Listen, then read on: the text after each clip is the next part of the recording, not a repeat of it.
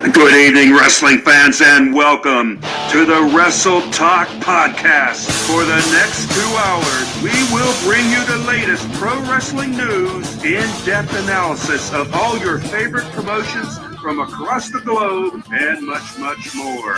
We will also bring you exclusive interviews with the greatest professional wrestling personalities on the local, national, and international levels. If you want to follow the Wrestle Talk Podcast, check us out online at www.wrestletalkpodcast.com. You can also follow us on Facebook, Twitter, YouTube, and Instagram. And now, it's time for the reigning, defending, undisputed leader in pro wrestling podcast, the Wrestle Talk Podcast.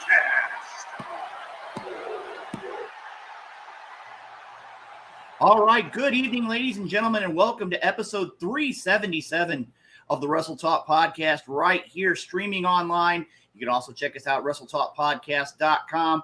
Good evening, I am Luke Roberts. Alongside me tonight, the man behind the board himself, Hardcore Hoss. Hoss, how are you doing this evening, good sir? Oh, I'm doing pretty good. Just ready for this show. I know it's going to be a great show and just looking forward to everything.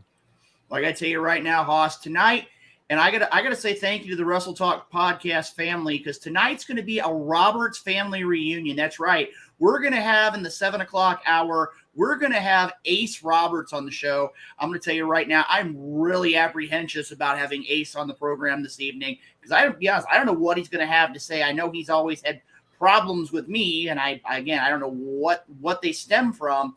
But we're going to have Ace Roberts on the show in the 7 o'clock hour. In the 8 o'clock hour, we're going to have Ivar on the show.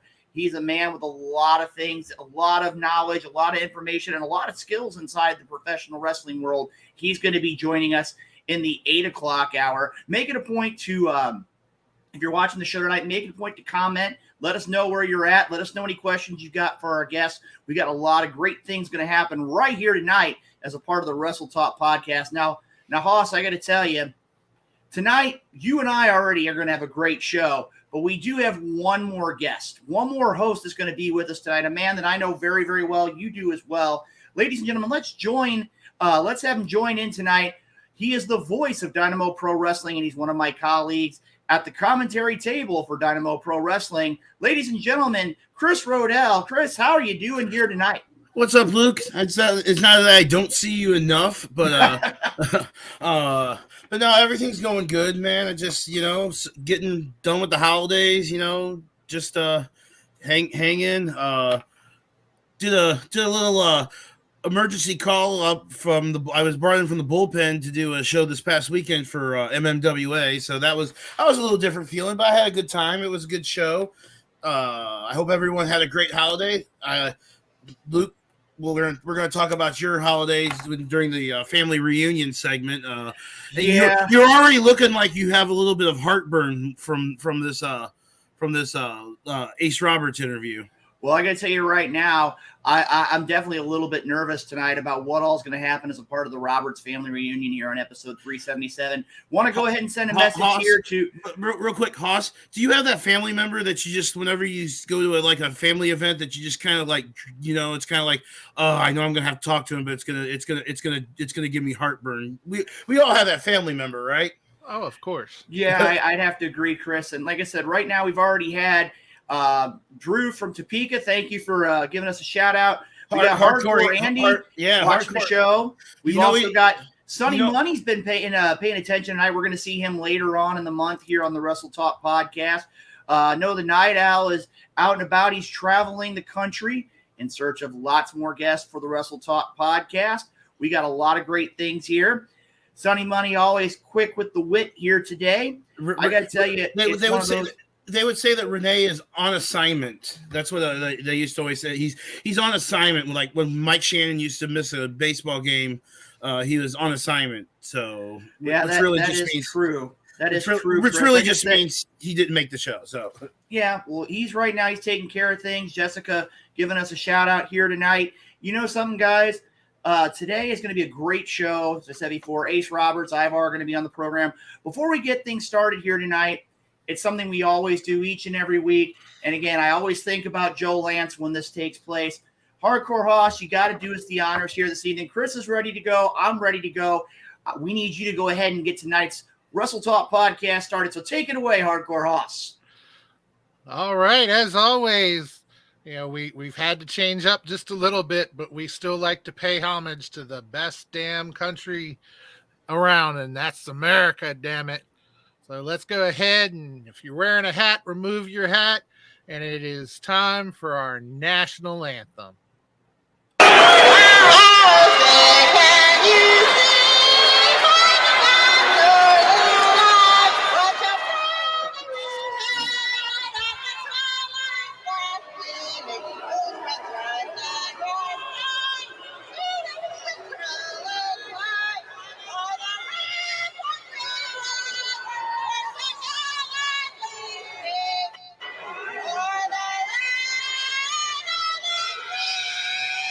Oh, God.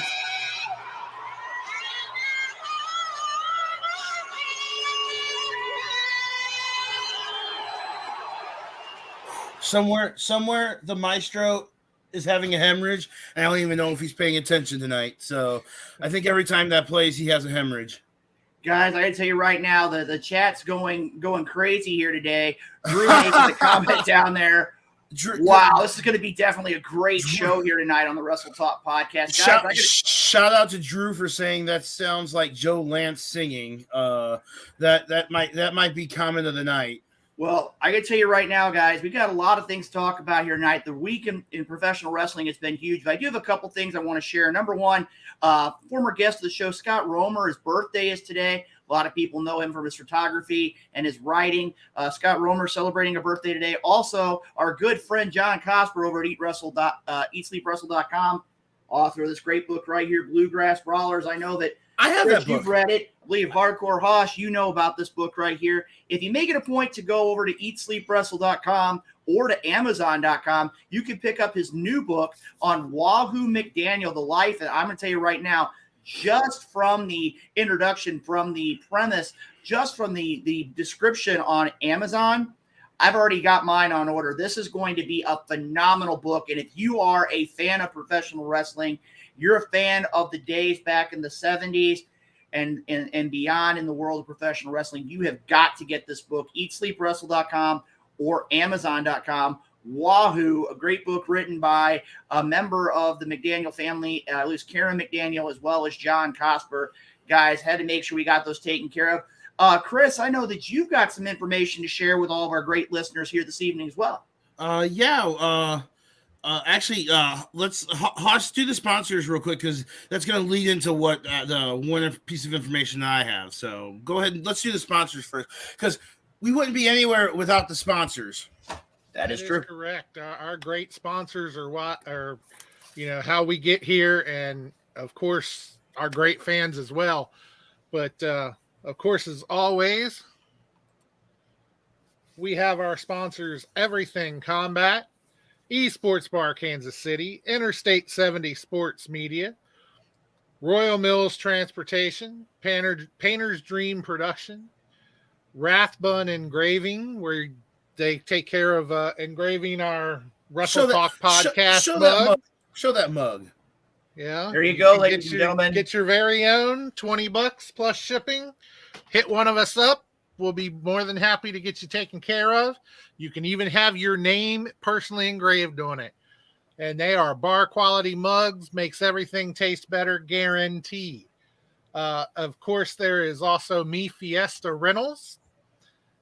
Kincaid Arcade, which actually will be hosting the Wrestle Talk podcast Royal Rumble Watch Party. And that is, of course, in connection with the FWWC and the world's premier fantasy wrestling. And of course, that watch party is going to take place on the January 29th. Kincaid at the Oak Park Mall in Overland, Kansas. There will be a $20 entry fee. We'll be kicking things off at 5 p.m. But with that $20, you get gameplay on all the arcades and games, a slice of pizza, and a drink, all for $20. The It's a best deal in town. So I can tell you right now, Hoss, that is definitely a great deal for somebody who loves video games as well as professional wrestling. And I got to tell you, the Royal Rumble weekend is really shaping up to be a great experience in the Kansas City area as well as the St. Louis area. We got a lot to talk about Royal Rumble and professional wrestling, an extremely busy week. So tell you what, gentlemen, let's go ahead. Let's not waste any time. And actually, when we start High Spots, I was going to talk about the Royal. That was going to be my first topic, was the Royal Rumble and all that's going on with it. But some news just broke about 10 minutes ago that Chris. So let's do that. Let's throw DJ money for our music. Right. For High Spots. I want to hear the High Spots theme first. Mic check, mic check. Yeah. All right. Wrestle Talk Podcast. DJ Money. Yeah. Let's go. Welcome to High Spots, where we pop news like lamb chops. We talk shop, coming through the screens of a laptop and non-stop like I wanna speak to the blacktop. We hit hard like chair shots and back drops. On the clock flash, feel like the belly flop that ass on. We got the scenes while they stay slow. Wrestle Talk Podcast, now they know we about to start the show.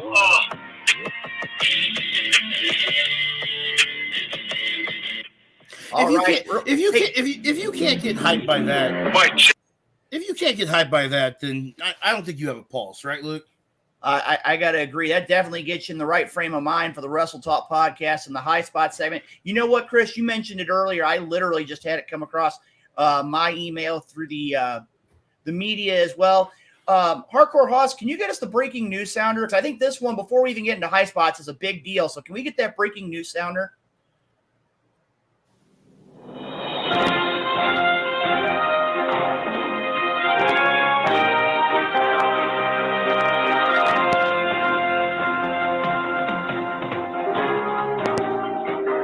All right, we're going to go ahead with the breaking news. Take it away, Chris Rodell. Oh, I have the statement here right now. MLW has filed an antitrust lawsuit against the WWE, and I'm going to read from the statement. Sorry, I'm reading this as it came in.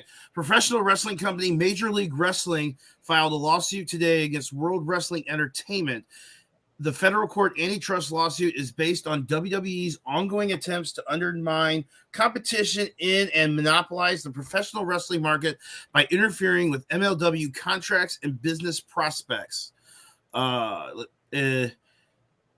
As described in the complaint, WWE pressured third parties to abandon contracts and prospective relationships with MLW. WWE's misconduct included disrupting every level of MLW's business, including a major streaming deal for MLW, which would have been transformative for the company. Apparently, this goes back to early 2021. They looked like they were trying to work with Vice TV, and I guess they accusing the WWE of saying that Vice TV shouldn't work with them.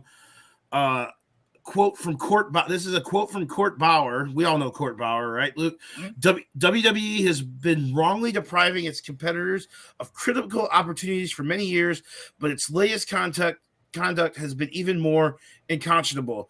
I think we speak for the rest of the professional wrestling world when we say that this anti-competitive behavior has to stop. So, with that being said, what's your guys' thoughts? Well, I'm going to tell you right now, I got to look at it this way, gentlemen. I mean, a lot of companies have made it a point to go after World Wrestling Entertainment. But I got to say right now, thus far, it seems like every time the WWE turns around, something else has come into play. And we're going to talk a lot about that during the High Spot segment here today. But I'm going to tell you right now, as I look at things here, this definitely is – I almost have to say exactly what Court Bauer has been saying, is that it's time for the WWE, a lot of the smaller promotions here in the country. Again, it's going to be one of those where I think that this one is going to get a little bit of traction, and I'm really interested to see where this goes. Hoss, what do you think about the whole situation? Yeah, I'm interested to see where it goes as well. It's really hard to tell because I do think that WWE is trying to hold on to being exclusive but they're just losing ground at it, and I don't see it working for them. So, we'll have to see what happens with it. Maybe I'm wrong, and maybe I'm just showing my age. Didn't WCW try to do something similar to this back in the day, that they're with an antitrust or anti-monopoly, or they tried to accuse WWE of having a monopoly or something similar to that? Maybe I'm wrong. I don't know, but well, the one thing I'm going to look at here, Chris, is I think about back into right around the beginning of the Monday Night Wars, when the WWF went back at WCW for the likenesses at the time that were being portrayed by Kevin Nash and Scott Hall. And again, it's one of those, you don't want to see things go into the world of the legal system. But in this case right now, I mean, from how it was said, I feel that the MLW situation has some validity here. And the only thing we're going to be able to know is time's going to tell. This is definitely something that's going to have to play out in the court system. And speaking of which, you're talking about professional wrestling. You're talking about my question is Vince and company going to try to settle this and throw money at it? Are they going to throw money at it to get it to go away? Or I don't think so. I think this is one of those where MLW is going to have everything in a row. They're going to have things lined out. If they don't, I think that this is going to be one of those WWE is going to do everything they can to make sure that the lawsuit ends very, very quickly. Agree. Yeah, our man Money Mayo here, he thinks that WWE lawyers will get the lawsuit shut down and hushed up. So, Vince has money, and he's not afraid to throw money at I wouldn't say a problem. I mean, he did apparently back in the day. He helped out ECW a little bit. So, I mean, maybe is this court's way of trying to maybe get a little bit. I mean, I'm not saying one way or the other. I mean, I don't know what's going on. I mean, I don't think MLW would file a lawsuit unless they had something in their back pocket. You don't just file antitrust lawsuits for nothing. I would agree with you there, Chris. Now, speaking, which we were talking earlier on about the Royal Rumble, and we were talking about a lot of different things. There's a lot of stuff coming on here, Chris. I know you've been waiting for the chance to talk about the Royal Rumble. I'm going to go ahead and throw it to you because you were like, I've been wanting to talk about this since Friday. Obviously on SmackDown, I did not watch SmackDown live because I was watching the Blues game, but I did catch the replay. But even then, I was on Twitter and the internet blew up, completely exploded. You would have thought that WWE bought AEW or something like that. But Mickie James, the Impact Knockouts champion, is going to participate in the 2022 Royal Rumble. And on top of that, there is a rumor out there that WWE is looking for an unexpected forbidden door entry into the Royal Rumble. So I'm going to throw a question out to you two, and the Wrestle Talk people following us on our chat. I want to see your answers in the chat. What name would you be most? Let's put this 2 point. What name would you be most excited about, and who do you think it's going to be? Luke, you first. Ooh, I'm going to tell you right now. I don't know what it is, but something, and I've read it from just a couple of sources. To me, the one that I think would be very interesting would be Christian. I mean, it's one of those situations where he came in, he wrestled for the Royal Rumble. I believe he was attacked in a match by Randy Orton, and that was the last we saw of him. One thing that really makes me wonder, though, and I saw something today. I was on social media. I'm sorry. I know you got to watch that social media stuff. I got to tell you right now, when you sit there and you look at it, there were several people that have been mentioned by wrestling fans and some pretty well-known members of the media who people believe are not going to be re-signed by AEW, because if you really think about it, AEW is about to that point now. I think they're nearing that 3-year mark when you talk about the initial hirings, and I think they had 7 or 8 people that would be considered, and a couple of them that really surprised me were Frankie Kazarian was one, and the other one was Brian Cage.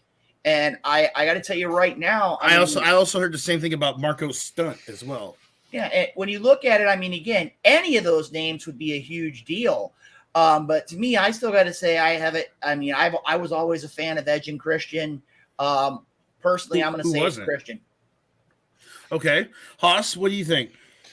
I could see that. I could see Christian coming over, and there's a lot of people I could see in it, and there's been a lot of names I've heard associated with the Rumble.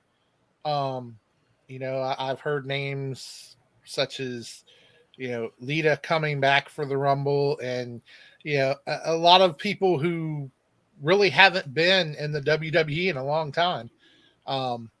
And it seems like they're trying to move forwards by going backwards by some of the names that's coming in, or at least being thrown around. Well, I mean, so Kelly Kelly's got to get her one match in per year on the Royal Rumble. I think she's been in every women's Royal Rumble that's since they started it. So yeah, I very well could see Christian coming back over for the Rumble, and I think that would be great. We're getting a lot of names from fans as well. Drew Chandler is throwing out Daniel Bryan, who it's probably going to be is Moose. Wow. I mean, it's kind of that way. I also read Will Ospreay. Well, yeah. Nick Aldis. That's another one I heard a lot of names on. Apparently, there was a report I read earlier that they're kind of confirming that Melina. Not saying that that's going to be the unexpected entry, because I think the unexpected entry is supposed to be in the men's Royal Rumble. But Melina and then the former Cameron was going to be a part of the women's Royal Rumble. So yeah, it's kind of like they're going backwards. It could be that they released all of their they released a whole bunch of people. So maybe they just need to fill the coffers for it. I mean, Chris, I'm gonna change gears here a little bit. And you were talking about the idea, and it was the identical same time period. You were talking about Mickie James being announced as a part of the Royal Rumble matchup. But one thing that really kind of disappointed me was the fact that they basically named, I think it was the time, something like 15 or 16 of the competitors before we even get to the event. Now, I know that you got to have some knowledge as to who's going to be in the event. But, I mean, it kind of really surprised me. You talk about, like, the Bellas. You talk about Lita. You talk about, I remember seeing it on a lot of different media sources. Summer Rae was all upset because they had announced that she was there. It kind of takes some of the luster of the Rumble out. I agree. That was the complaint of several people, is like, I don't want to know who. It's okay to announce who on the current roster is going to be in the Royal Rumble. I want to be surprised. You want to hear that music hit. You want to hear Lita's music hit. You don't think that that's going to blow the roof off the place. I mean, you hear a whole bunch of other things. I mean, it's just, I don't know. I know what they're trying to do with the Impact thing. They're trying to, show that they're willing to work with other companies, because apparently John Laurinaitis, when he called Mickie James, he's like, and Mickie was like, I'm under contract to Impact Wrestling. And John Laurinaitis said, that's not an issue anymore. So, I mean, it's going to be somebody that's on good terms with the WWE, that left on good terms, I mean, Daniel Bryan's contract just expired. So, it wasn't on bad terms. He hasn't really said anything about the WWE. Adam Cole hasn't said. I don't think either one of those are going to be in the Rumble. I think the one person that would really there are two people that would really shock me and follow my Chris Jericho, because I don't think he left on bad terms, and he just last year did the Stone Cold podcast, and apparently AEW Tony Khan is negotiating with John Laurinaitis so they can maybe get some AEW talent to do like new documentaries and stuff. Also, what about Cody Rhodes? Well, that is true. I mean, we haven't seen Cody, and right now they're saying that he's on the injured list. It goes back to the Battle of the Belts, which we're going to talk about later tonight. You know something, gentlemen? We're talking about a lot of possible competitors to enter into this year's Royal Rumble. And again, thank you to all the people. We had Tim Miller, making a comment earlier on about things being talked about. Drew making it a point to put some things out there. Tim Miller also called me that I could look like Grandma Roberts. So, well, you know something? I was just thinking about it. You know who else is going to be in the Royal Rumble? Johnny Knoxville. Oh God, it's going to be in the Royal Rumble, gentlemen. I got to ask, what are your thoughts about this individual, Johnny Knoxville, making his, I guess, debut in the Royal Rumble? Oh God, I mean, okay. It's the WWE getting it's going to be the same thing as that stupid Batista movie that they did at the WrestleMania Backlash pay-per-view between The Miz and Damian Priest. WWE's getting some money to have Johnny Knoxville on there because there's apparently a new Jackass movie coming out on February the 4th. So that's all that. It's just a promotional thing. And it kind of works because it makes Sami Zayn angry. So I can tell you right now, it's been talked about in the chat. There's a couple people who said Johnny Knoxville wins the 2022 Royal Rumble.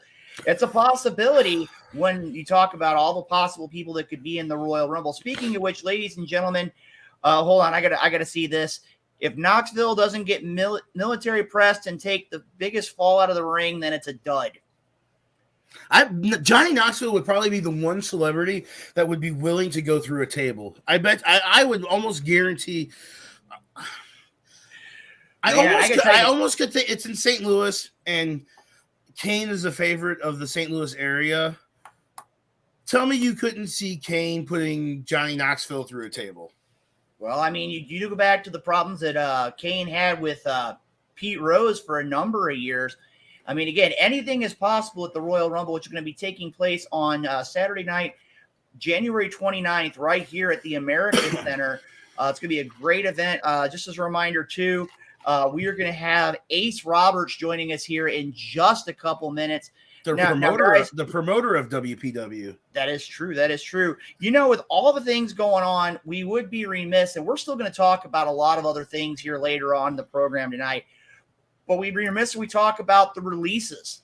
There were a large amount of releases in the WWE this week. And I got to tell you, gentlemen, there were several of them that really surprised me. Hoss, I'm going to throw this to you. You've seen all the releases that were there. And thank you, Herb, for putting in your message here this evening on the Wrestle Talk podcast. Hoss, I got to ask you, let's just say Herb is a busy man. He, besides being the promoter and owner of SICW, he's got to deal with St. Clair County Emergency Management. So shout out to him. He's dealing with this whole COVID situation over there. So just a shout out to him. I agree with you, Chris. Now, Hoss, I got to ask you, you've seen all these releases that have popped out here in the last few days. Which one do you think is the most shocking? I think that it would have to either be, William Regal would have to be one of them at the top, definitely. I didn't think they would get rid of him, or Samoa Joe, although they had released him once before and then Hunter brought him back, and now all of a sudden they seem to be going away from anything that Hunter wanted to do. So I have a theory on that I'll talk about after you're done, Hoss. Well, Chris, kind of the floor is yours here. I mean, again, if you've got a theory, go ahead and take it away. I think they're trying to push Hunter out. I agree. I honestly, they fired all of his boys. They fired Regal, and from what I read somewhere that Regal and Brian James and Samoa Joe, the only one that's left is HBK right now, and these were all going to be people that he brought with him when he took over. Apparently, there was originally a plan that he's going to take over the WWE, but Vince won't let go, and blah, blah, blah. These were the people he was going to bring in to help run. He's let them all go. I mean, our friend Ace Steel, me and Luke know Ace Steel from way back in the day. 1997, I do believe, Chris. Him and Dynamite Derek Stone for the MVWA title. It's. I really think that they are trying to push Hunter out. That is just my feeling.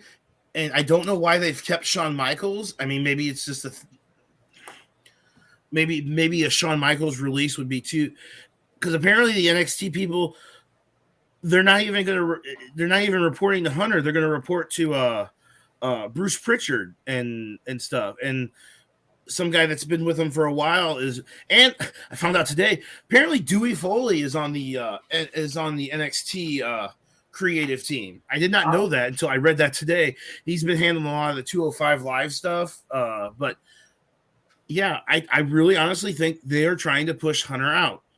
You know something, Chris? Before we go any farther, I did see here just a few moments ago, Nightmare Jones in the house here tonight as a part of the Wrestle Talk podcast. Yes, Nightmare. Yes, Nightmare. The snitch beat Outcast. He retired Outcast. I don't want to hear about it anymore. I'm done with it. You know, Chris, you've got a tone in your voice, and it's very similar to our. How you feel about Ace Roberts coming on the show? No, like I said, I think it's more the other way around. And I know for a fact that he's got a lot on his mind. And again, I'm just going to warn everybody. I don't know exactly where this next interview is going to go. All I know is that if I say anything about him, he's going to turn around. He's going to get upset. Hoss, I think that he's in the green room. Am I right? No, he's not in the green room yet. Okay, that's all good. Well, that doesn't surprise me. Ace Roberts is apparently likes to show up late for everything, and he also likes to interrupt people, because there's a story from when Luke and Mephisto brought me back for IHW. I was not in the ring 5 seconds before he interrupted me as I was doing the intro to the show, and Luke can remember that. So I believe it was Redbud, Illinois, the home of fish mailboxes. He was just excited to see Grandma Roberts. Oh God, that's not gonna go away anytime. That's not gonna go. Thanks, Tim Miller. Yeah, you got to admit though, Tim Miller has known you for a long time, Chris. I mean, when you sit there, you talk about some of the names in the day, talking about the Derek Stones and the Adam Pearces from the old MVWA days as well. I mean, there's a lot of people that we had the opportunity to compete with many, many years ago. And again, it's really surprising to see these names being released. I know you're talking about Dave Kapoor as well. And we've had several people talk about him in the chat. I mean, again, there's a lot of names. The Armstrong brothers, both the Road Dogg and Scott Armstrong being released. Oh, I forgot about Scott Armstrong. Scott Armstrong was always a good referee. I mean, yeah, I believe now he was an agent too, and I mean, Road Dogg was in the same boat. So I mean, when you sit there, you look at they're both. I mean, don't ask. Yeah, it just really sucks, because it almost the releases happened the next day after New Year's Evil. It kind of completely pushed Braun Breaker out of the spotlight for NXT. That that night, everyone was talking that, hey, Braun Breaker won the NXT title. It was a great match with Tommaso Ciampa. His dad was in the crowd, came into the ring and celebrated with him. He ended it with the Steiner recliner, the top rope bulldog. And they just need to call him Braun Steiner, or, but whatever. That's not a choice. But the next day they started releasing everybody, Regal, and then Happy New Year, you're fired. Right. Well, actually, Hoss, it's future endeavored. You got to make sure you use the correct terminology. Okay, I'm going to ask right now. It's almost 7:35 here. We know that Ace Roberts was supposed to be joining us here. Hoss, is he in the green room yet? Not yet. Okay, we're going to wait. Luke, do you need to go take care of that? Do we need to talk about something? Do we need to talk about something else? Like, you look like you're about to have an aneurysm. I don't know if it's one of those where, again, I don't know what to expect, guys. I mean, again, this is the Roberts Family Reunion show right here on the Wrestle Talk podcast. But I figured that that Ace would be present.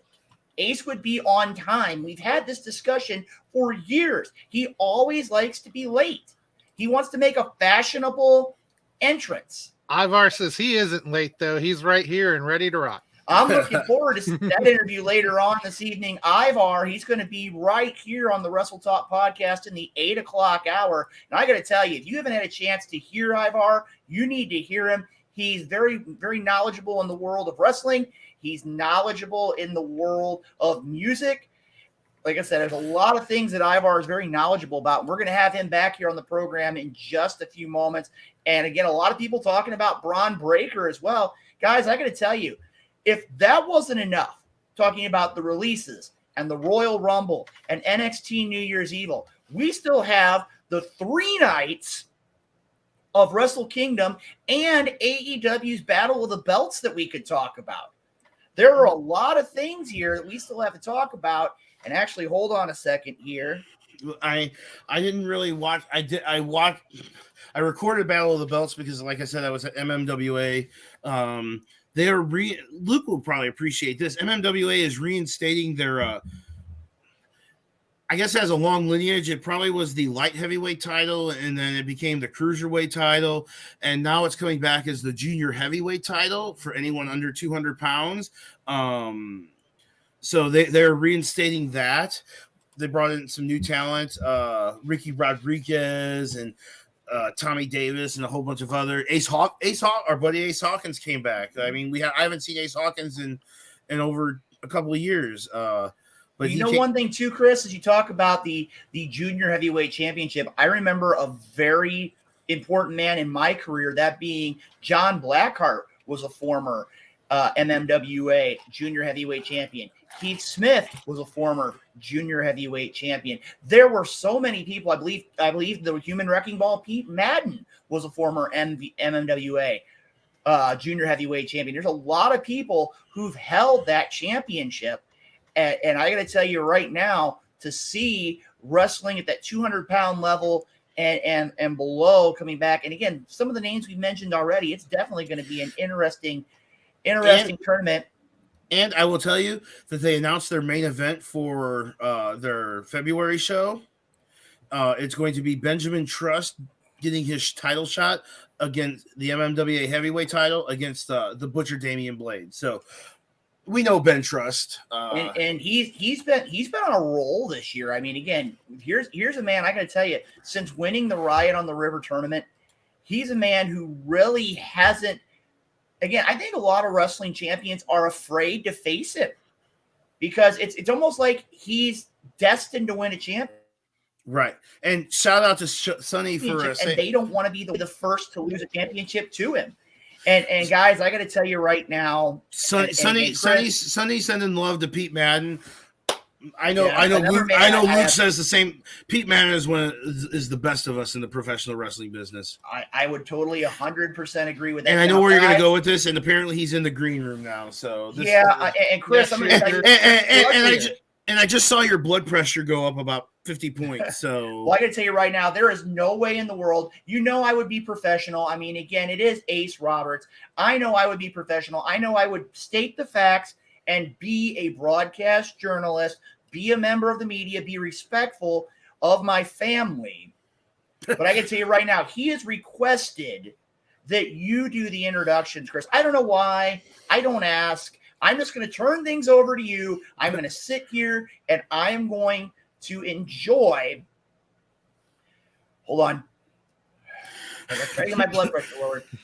Enjoy our first guest here this evening. All right, ladies and gentlemen, please welcome to the Wrestle Talk podcast. I met him for the first time at IHW in Red Bud, Illinois. He interrupted me, but we're not going to talk about that. He is the current promoter for WPW, who has a show on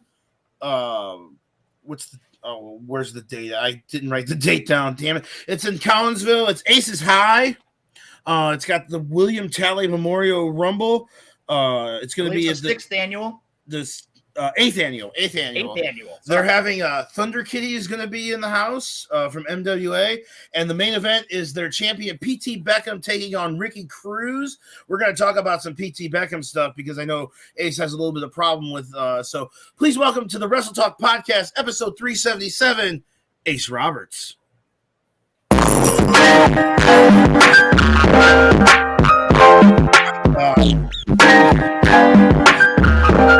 That's the introduction I get. That's the best you can do. Hey, brother, how you doing? Well, Ace, I told you. Luke, please tell me he did not wear that to the Roberts family Christmas. I mean, No, he didn't wear that. I got to tell you right now. He says he's a fashionable man, and I'm going to tell you right now, he's looking quite dapper this evening.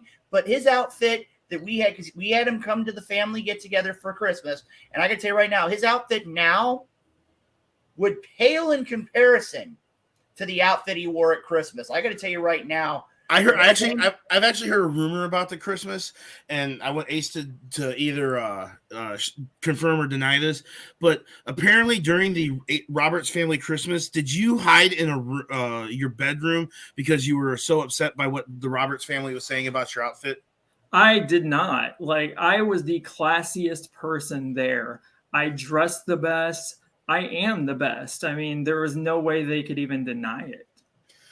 I mean, okay, I've known you I've met you in Redbud, the home, like I said, the home of the fish mailboxes, and you took a lot of ribbing in IHW, especially from your brother Luke and everything. What do you remember most about the IHW days?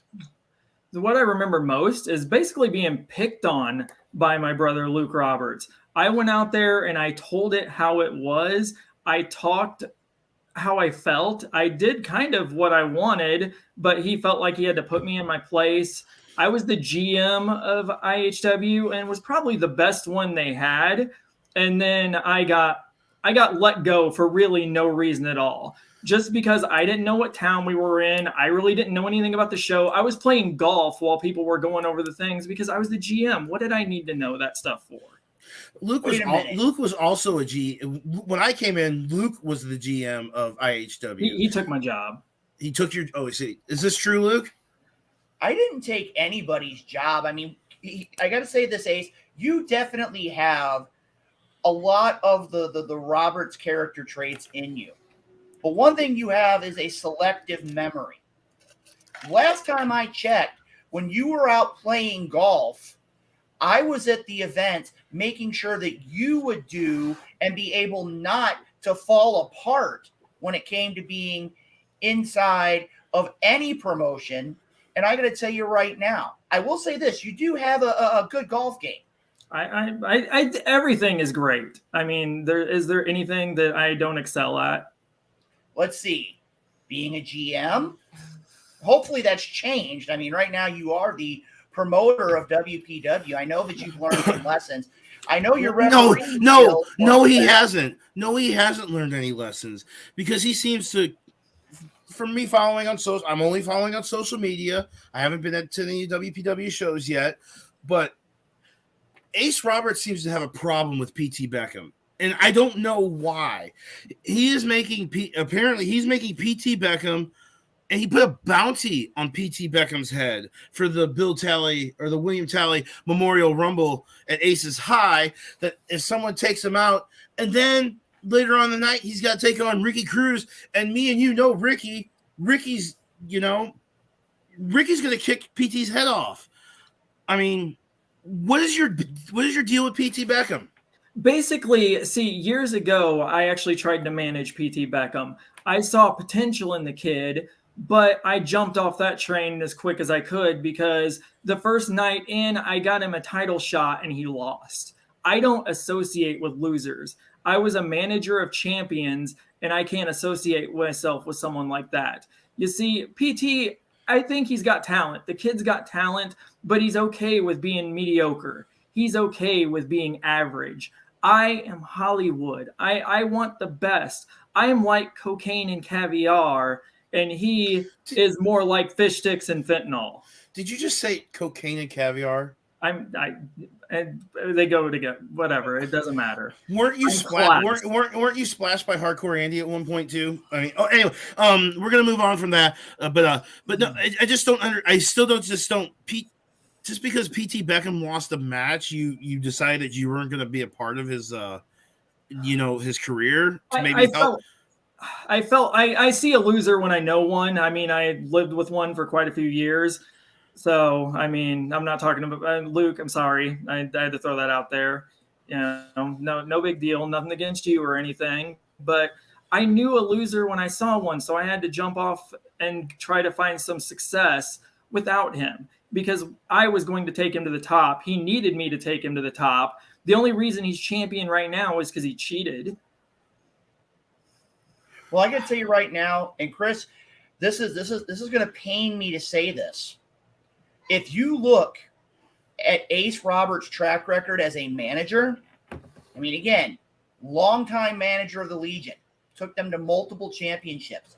A former manager of Leon Mephisto, took him, I believe it's twice, to the WOE Heavyweight Championship.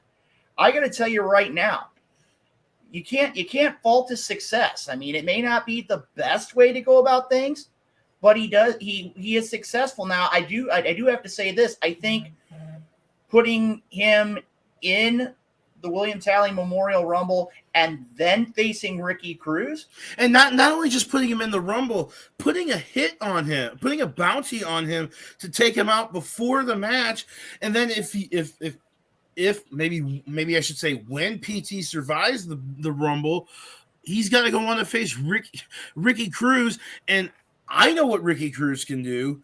You know what Ricky Cruz can do. I mean, why Ricky Cruz? Why did you pick Ricky Cruz? Seems to be handpicked by you. Because I wanted someone that I knew that could get the job done. I wanted someone that I knew that could take the title from PT Beckham. I wanted to make sure that Beckham doesn't leave Collinsville with that title around his waist, because he represents me, and I don't need someone that's classless representing me. I already have a women's champion that has no class, and then I got PT Beckham with no class, and then I got the tag team champions. It just, everything did not go the way I planned in December, so I plan to change that. So speaking of your women's champion, which is Riley Knox, you have an issue with her too? Do you just have an issue with all of your champions? Right now, I do have an issue with my champions because I offered people opportunities. I offered people a chance to be successful. I offered them money, and they turned their back on it. They said they didn't want anything to do with it. They cared more about the fans than they cared about the money, the success, the fame. But that's what it's all about. So you're bringing in Thunder Kid. You're bringing in Thunder Kitty to be your hit woman, basically. Pretty much. I'm bringing in people that I know that'll get the job done, that people are going to take the titles, people with class, people that are going to represent the new WPW better than PT and Riley and Magnifico and Nasty One ever could. Well, I got to tell you right now, Chris, and again, don't get me started with the PT Beckham Ricky Cruz thing, because that could be a whole episode in itself. But I got to tell you right now, I've had the opportunity to see both Riley Knox and Thunder Kitty compete inside the ring. And I have to say, as much as I don't agree with you, Ace, you brought in somebody who poses a legitimate threat to the women's championship. Thunder Kitty has wrestled all around the country, no frills, goes in there, takes care of business. And I got to say, if you're going to put up an opportunity to have somebody to be a challenge for Riley Knox, Thunder Kitty is definitely a 5-star quality opponent. I'm ready to have a new champion. I think WPW needs a champion the champion that it needs is Thunder Kitty. Every title did not go the way I wanted it to. And then you got Shrapnel. I heard you earlier talking about Ben Trust. Ben Trust is going to be going for the United States title against our U.S. champion Shrapnel. I really don't really care who wins that match because I don't really like either one of them. But it's competition, and that's what the fans want. But these wrestlers legitimately won their titles. I don't understand why you're so against all. It seems like you're against all your champion. Technically, PT did not legitimately win his belt. He used a pedigree on the title on the Real Deal, Alex Steele, to win the belt.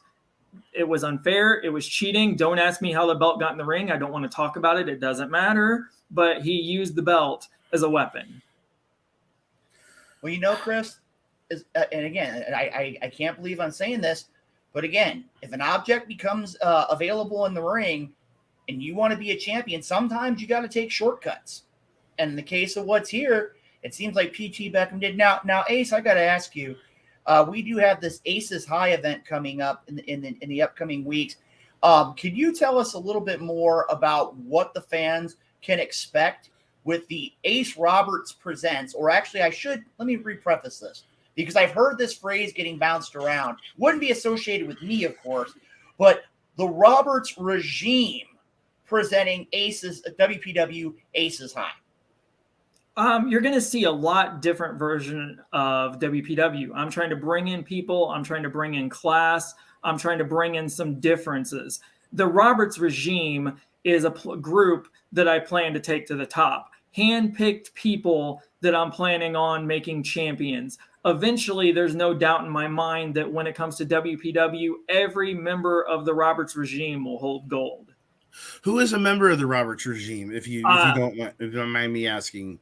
I kind of do mind you asking. I'm not going to tell you at this point in time. I will say that Marcellus Knight made some really off-color comments about how he deserved a title match just because, like, he won some tournament under the old WPW regime. I don't really care. It doesn't matter. It didn't involve me, so obviously I don't care. So I suspended him because he whined about his title shot in December. So I'm letting him come back in February, and he's going to compete against the first member of the Roberts regime, but he's going to have to find out like everybody else. I'm not telling you. You know, that's actually a pretty sound strategy. It is kind of a sound strategy. I mean, I will give it to him. Maybe Ace has something here. How did you become the promoter of WPW? How did you win okay, I can't say you win a match, but anyway, I won my last two, thank you. But how did you become the promoter of WPW? I've known Shane Jones in the past, and opportunity came where I saw WPW was for sale, and I decided to use my money, use my power, and get an opportunity to be the boss, to be in charge. I bought the company, so I could call the shots. Well, you gotta be able to spend that Roberts family money, right, Luke? Well, I got to tell you right now, when it comes down to it, I don't agree with how Ace has used his money. I don't agree with how he acquired his money. But one thing I will say is this. When it comes down to it, he has become in the last probably year to year and a half, he's become very ambitious.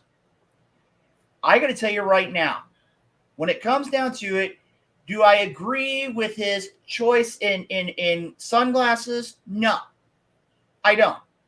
Do I agree with his attitude? No, I don't. You see, this is what I've had to deal with for years. But you know, one thing I have to tell you is this. Being Ace Roberts right now, he is at the top of his game. I mean, when you want to be the very best, what do? You buy a promotion and you try your best to bring, as he said, the best in professional wrestling. So how long is it going to be before you make yourself the champion if you bought this promotion? Are you just going to lead people to the title? I'm gonna lead people to the title. I'm not gonna I don't give myself things. I have earned every single thing I've ever done in my life.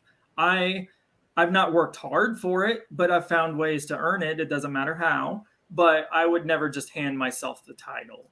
That's not the Ace Roberts way. I would buy the title, but I would never hand myself the title. But no, do I plan to do that? No. I'm going to lead the Roberts regime to the top of WPW. That sounds to me, I guess. I mean, not reviewing who is part of the Roberts regime, you never know who it could be. Maybe Ricky Cruz is part of it. Maybe Mephisto is going to be. I don't trust him. Do you trust anybody? No, myself. Myself, pretty much. Well, you know something, Chris? I do have to go out here, and for once, again, I'm going to agree with Ace. Granted, he may not twice in one interview. Yeah, he may not be as successful, but the fact is, he is a person who's not going to give himself anything. He's learned to earn what he has.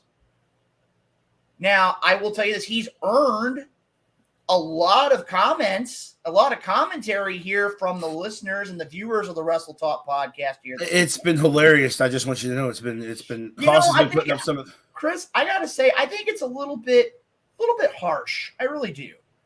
But, when it comes down to it, this is the Roberts family reunion. This is Ace Roberts. And Ace, before we get too much farther along, I want to go ahead real quick. Can you, for those that are watching the program here this evening, that want to see WPW Aces High in Collinsville, Illinois, can you share the information so that they want to come out and check WPW out under the Roberts regime, how they can do so? February 6th is when the show is. You can get tickets at the door. You can actually go to the Collinsville VFW right now and pick up tickets, or you can purchase them. The flyer has the information with their number for the building, and you can call there. Give me your money, however you want to do it. And you can trust me. I'm sure if you give me your money, at that point, it is what it is. But yeah, no, you show up to the building. They have the tickets for sale right there in Collinsville, or you can show up that day at the door. And correct me if I'm wrong. That's on, I believe, off of Highway 157. Am I correct? It's you are correct for once. Or no, not 157, 159. I apologize. 159. It's 1234 Vandalia Street. It's the Collinsville VFW in Collinsville. I think I know exactly. I used to spend a lot of time in Collinsville. Well, guys, I got to tell you right now, this has been surprisingly thus far. My blood pressure hasn't gotten too high for most of this interview. But you know Ace, what? Ace, real quick, Ace, would I be welcome to come to a WPW show? You would definitely be very welcome to come to a WPW show. Anybody can come to a WPW show. They can come see the new WPW. They can see the change. They can see where we're taking the company, where I'm taking the company, where the Roberts regime is taking the company. And I guess I have to give a little bit of credit to people like PT Beckham and Riley Knox and Nick Natural. Not a lot of credit, just a little bit, but I'll give them a little bit of credit too.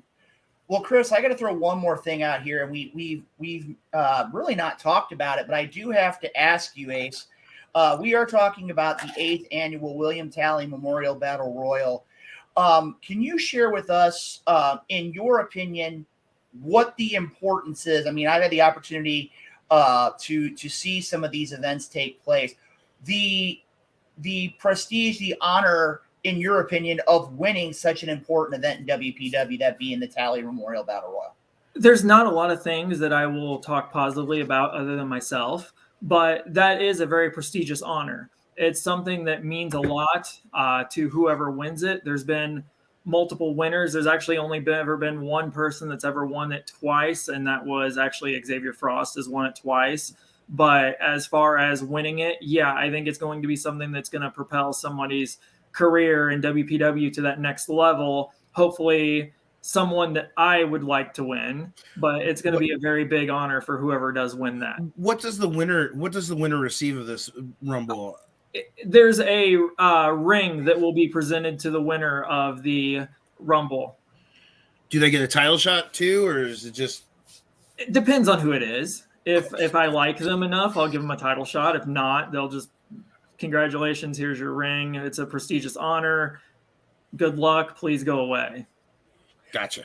Well, you know something, Chris? I got to tell you, thus far, my blood pressure's starting to lower down a little bit here. It's actually been quite entertaining here this evening. We have Ace Roberts from WPW. It's a part of the Aces High event here in Collinsville coming up in the month of February, I do believe.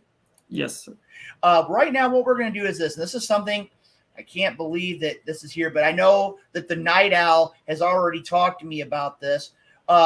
Ace, I know you're familiar with the Shoot and Shout segment, which is an opportunity for you to vent about anything that's on your mind. I know that this is something that you have no problems talking. You have no problems whatsoever. And thank you again for joining us, Hardcore Hoss. Right now, as we're going to be here, we're going to go ahead in just a minute, and we're going to take part right here in the Shoot and Shout segment. Give Ace Roberts an opportunity, along with my broadcast colleague, Chris Rodell, and Hardcore Hoss, to say what's on your mind. Have a little bit of freedom here this evening on the Wrestle Talk podcast. So, Hardcore Hoss, if you could go ahead and hit the music for tonight's Shoot and Shout segment. It's just one of those days when you don't want to wake up. Everything is fun, everybody sucks. You don't really know why, but you want to justify ripping someone's head off. No human contact, and if you interact, your life's on contract. Your best bet's to stay away, motherfucker. It's just one of those days. It's all about the he says, she says, boys. All right, ladies and gentlemen, welcome to the Shoot and Shout segment here. Hoss, I got to tell you, you've had an opportunity to be thinking and taking all those great messages here that have been coming through the Wrestle Talk podcast chat here this evening. I'm going to go ahead and have you start off tonight. What is your Shoot and Shout for tonight's episode 377? Oh, well, my shoot and shout is just people who cannot drive. If you don't know how to drive, stay the hell off the roads. I get so tired of going up and down the road and people sitting there cutting you off and going too damn slow in front of you. Or people don't know how to drive anymore. Learn how to drive. All right, ladies and gentlemen, you heard that from Hardcore Hoss. I got to tell you right now, Chris, I still got to think about this here a minute. Me too. Let's let Ace go ahead because I'm sure Ace loves to talk. He's probably gonna talk about P.T. Beckham and how P.T. Beckham sucks and stuff like so. Ace, go ahead. So basically that, like P.T. Beckham is trash. Then you got P.T. Beckham, you got Riley Knox, you got Nick Natural. I didn't really get to talk about him earlier, but he's trash too. Basically, I saw potential in this kid. I offered him a seat at the table in the Roberts regime. He lost to P.T. Beckham to allow him into that match, which means that he is honestly 100% the reason that Beckham is champion. 100%. It's on Nick Natural. The bloodstains are on his hand. So that's why he's going to be wrestling the Butcher on February 6th. Nice. So they're all trash. Okay. Well, did P.T. Beckham steal your girl or something? I mean, I don't know. You just seem to really, really have it in for P.T. Beckham. He's terrible. Well, he's got potential, but he's okay with being average. He's mediocre. And I've heard rumors about people talking about that I tapped out in a sharpshooter to him. I don't recollect that happening. I don't remember that ever happening. I don't think it did.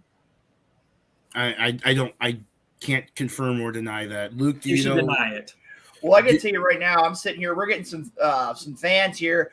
Drew Chandler, his shoot and shout tonight. When wrestlers do an Irish whip, but don't follow through with it, especially a small guy whipping a big guy all the way across the ring. Thank you for sharing that, Drew. I can tell you right now, mine has got to be, honestly, and this is going to be there, is the weather. Oh, God. Chris, as you know, and I know for a fact that Hardcore Hoss knows, and Ace, you've had to deal with it for years, is the idea that I wish the weather would just make up its mind. I mean, in the last 10 days, we've gone from 70 degrees on New Year's Eve, and then I think it was, 3 days ago, we were in the single digits here in the St. Louis area. I wish the weather would make up its mind and either stay cold or stay warm. But the one thing is this, the weather needs to make up its mind. It has been wreaking havoc for about the last 2 months, and I wish it would just make up its mind. It's really getting aggravating. And I know it's not a big shoot and shout, but tonight, that's just where it is with me. Chris, you're our last participant here tonight. Go ahead and give us your shoot and shout. Oh, I don't know. I'm just sick of people in general because there are some really crap people, especially on Facebook and Twitter, that I really just wish that they would just shut up and stop talking. And the world would be just a much better place. And I'm not talking about Ace. I like Ace. Ace is a good guy. I mean, we don't always agree on everything, but I mean, Ace is a good guy. So, but there are a lot of more crap people in this world than good people. So, just be better. As I think Carp said it before. Just be better. Be nice to people. So, boy, I couldn't agree with you more, Chris. Now, real quick here, Ace. I know that you're very busy. We've got Ace's High coming up in just a few days. Before we let you go, for those that would want to follow WPW or get more information about WPW, how would they go about that? Right now, I'm still working on getting all the stuff that I need for the WPW stuff. WPW video on Instagram. actually does work, where I've been posting some of the flyers and information and everything like that. Other than that, following the wrestlers, following their Instagrams and their Facebooks, and just following along to what they're posting, what they got going on. I wouldn't listen to some of them because their ideas of how things are going are misleading, but that's the best way to really follow what's going on right now with WPW. All right. Like I said, at this point, on behalf of Chris Rodell, Hardcore Hoss, and myself, we want to officially welcome you to the Wrestle Talk family. You're always welcome here on the Wrestle Talk podcast. We wish you nothing but success with WPW Aces High in February in Collinsville, Illinois. Ace, again, we've had our differences, but tonight we've been able to keep it peaceful. We've been able to keep it civil. And I want to say thank you for being a part of the Roberts family reunion right here tonight on the Wrestle Talk podcast. Ace, it's good to see you again. Hopefully we can talk later. So Okay. Cool. That's it. I will say it's been your pleasure, but I did enjoy it. All right, Ace. Thanks for coming on tonight. Thank you very much, Ace. So, Haas, that's probably your first meeting with Ace Roberts. What you think? He seems like an okay guy. I don't know what you got so excited about. Yeah. Well, I got to tell you right now. Okay. I got to tell us after the. Okay, Chris. Luke used to. Luke, it's true. Luke did kind of torture Ace back in the IHW days. What? Maybe not torture, but he put him into several situations back in the day. You know, I mean, and admit it, Luke, you kind of enjoyed it. I don't know what you're saying, Chris. I mean, Ace had an opportunity to be general manager. And like he said, he went out and he was more focused about playing on the golf course.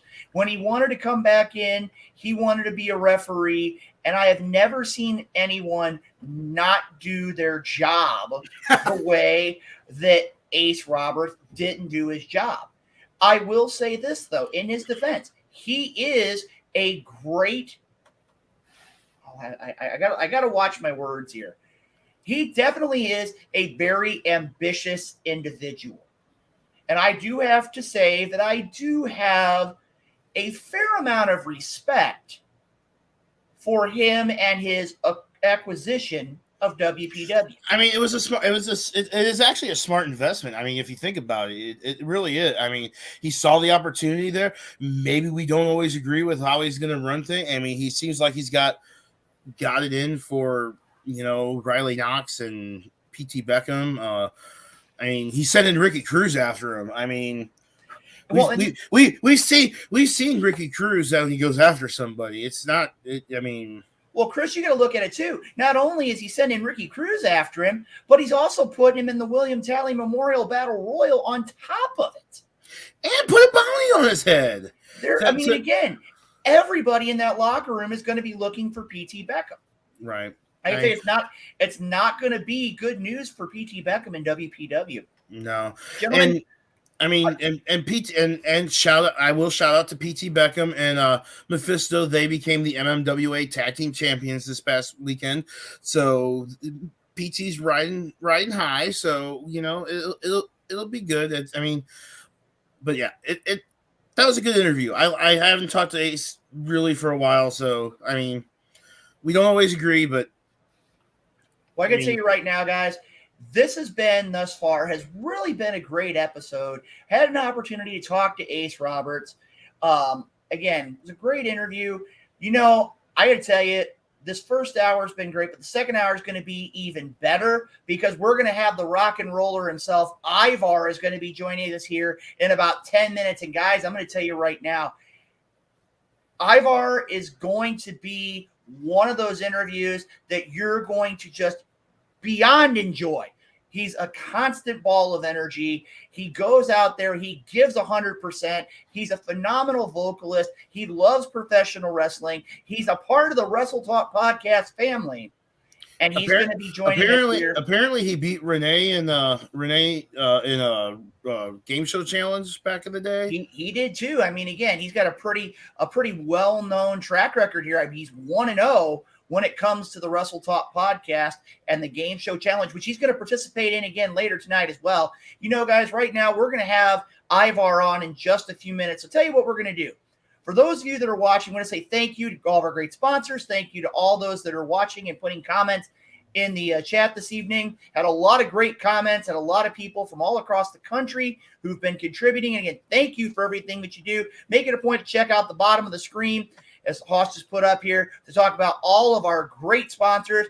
Also make it a point, as you're going to see here in just a few moments, we want to talk about the FWWC every Thursday night, 7:30 Central. You can catch them right here on Facebook. A lot of great information about the Fantasy Wrestling Worldwide chapter. We're going to have a lot of great information about the Royal Rumble watch party at Kincaid on January 29th. $20 gets you unlimited gameplay. It gets you soda. It gets you, I believe, a slice of pizza. And it gets you the opportunity to see the Royal Rumble. Hoss, am I right with all that? That sounds right. Yep. All right. Well, you know what, guys? We've got just a couple minutes till Ivar's going to join us. Tell you what we're going to do. We're going to go ahead here in just a moment. We're going to go ahead and take a quick break. And when we come back, we're going to talk a little more pro wrestling. And we're going to be joined by Ivar right here on the Wrestle Talk podcast. Please stay tuned. We'll be back in just a few moments.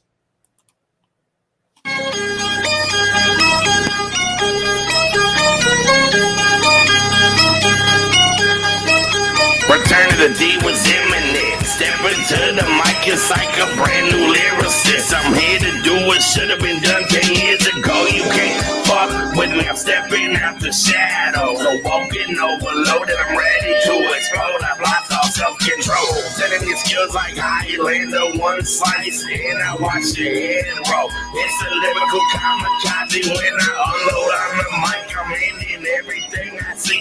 It's destruction on sight. Most it sound like a track with no bass. That's a deadbeat. Me on the other hand, I'm shattering the concrete, breaking down the doors, demolishing enemies within the opportunities. It's survival. I ain't going nowhere. I got immunity, more calculated, gruesome, and devastating than ever. Sharper, lyrical spirits that pierce straight through the armor. Golden, harder, kitchen, farther. Get with the gear, we'll tear straight to the charts and slaughter any of you motherfuckers that can't see that we the best MCs, capiche? It's the return of the intensiveness of my mind frame, just letting loose like I'm spraying with no air. Don't give a fuck who it is or who it is. I'll drop back and split your wig like it's the weekend. Can't feel your face, but it wasn't the cocaine, it was the lead pipe that rattled your brain. Fuck, flipping the script, I'm gonna stop and spit all on it. Got my own rules, got my own code. Come and try me, bitch. Get with it again, hit with it. I ain't playing around. I'm the type to leave all my competition buried 6 feet underground. Surface we emerge from the depths of hell. I hear him now. Remy's back. Oh shit, fuck my life. Drop the beat and I'll make the world suffer defeat. Ain't no one fucking with the return of the D. Sharper, lyrical spirits that pierce straight through the armor. Going harder, getting farther. Get with the gear, we'll tear straight to the charts and slaughter any of you motherfuckers that can't see that we the best MCs, capiche? It's the return of the G.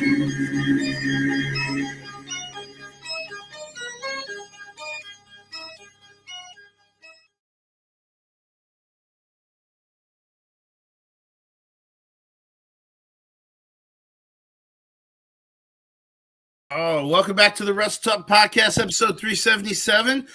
Got Hardcore Hoss, Luke Roberts back in the house after our break. That first hour was interesting. We talked a lot about, we talked some good information. We talked the MLW versus WWE. We talked Royal Rumble. We talked a little bit about Wrestle Kingdom. We talked to Ace Roberts. So, I mean, I think we had a pretty good first hour. What you think, guys? I think it was a very good first hour. I mean, again, we got a lot to talk about. We still haven't talked about Battle of the Belts or Wrestle Kingdom as well. There's a lot of great things still here to talk about. Again, as a reminder, make sure to check out our great sponsors. Also, check out WrestleTalkPodcast.com. A lot of great information there. You can also get past episodes. You can also follow us on social media, Facebook, Twitter, I believe YouTube and Instagram as well. As our good friend Hank Hudson put it there in the very beginning of the show, want to spend a special thank you to Hank Hudson. Also want to spend a thank you to the band Power Trip for providing the music to go along with our introduction. And also, again, DJ Money for that great High Spots introduction. Guys, I got to tell you right now. And question, who does do you know, Hoss, do you know who does the shoot and shout intro? Do you know, do we have an artist on that, or is that just Ragtime?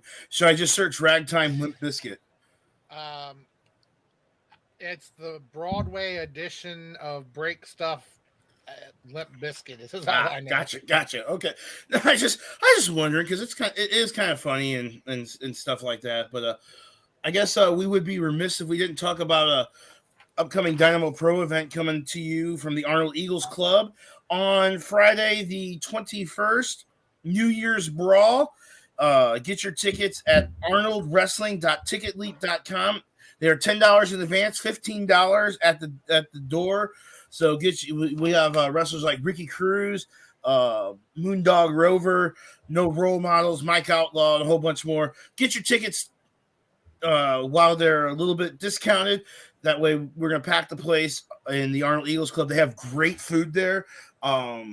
So great food. They have a full bar. It's going to be a great night of wrestling action. Dynamo Pro New Year's Brawl, Arnold Eagles Club, Friday, January the 21st.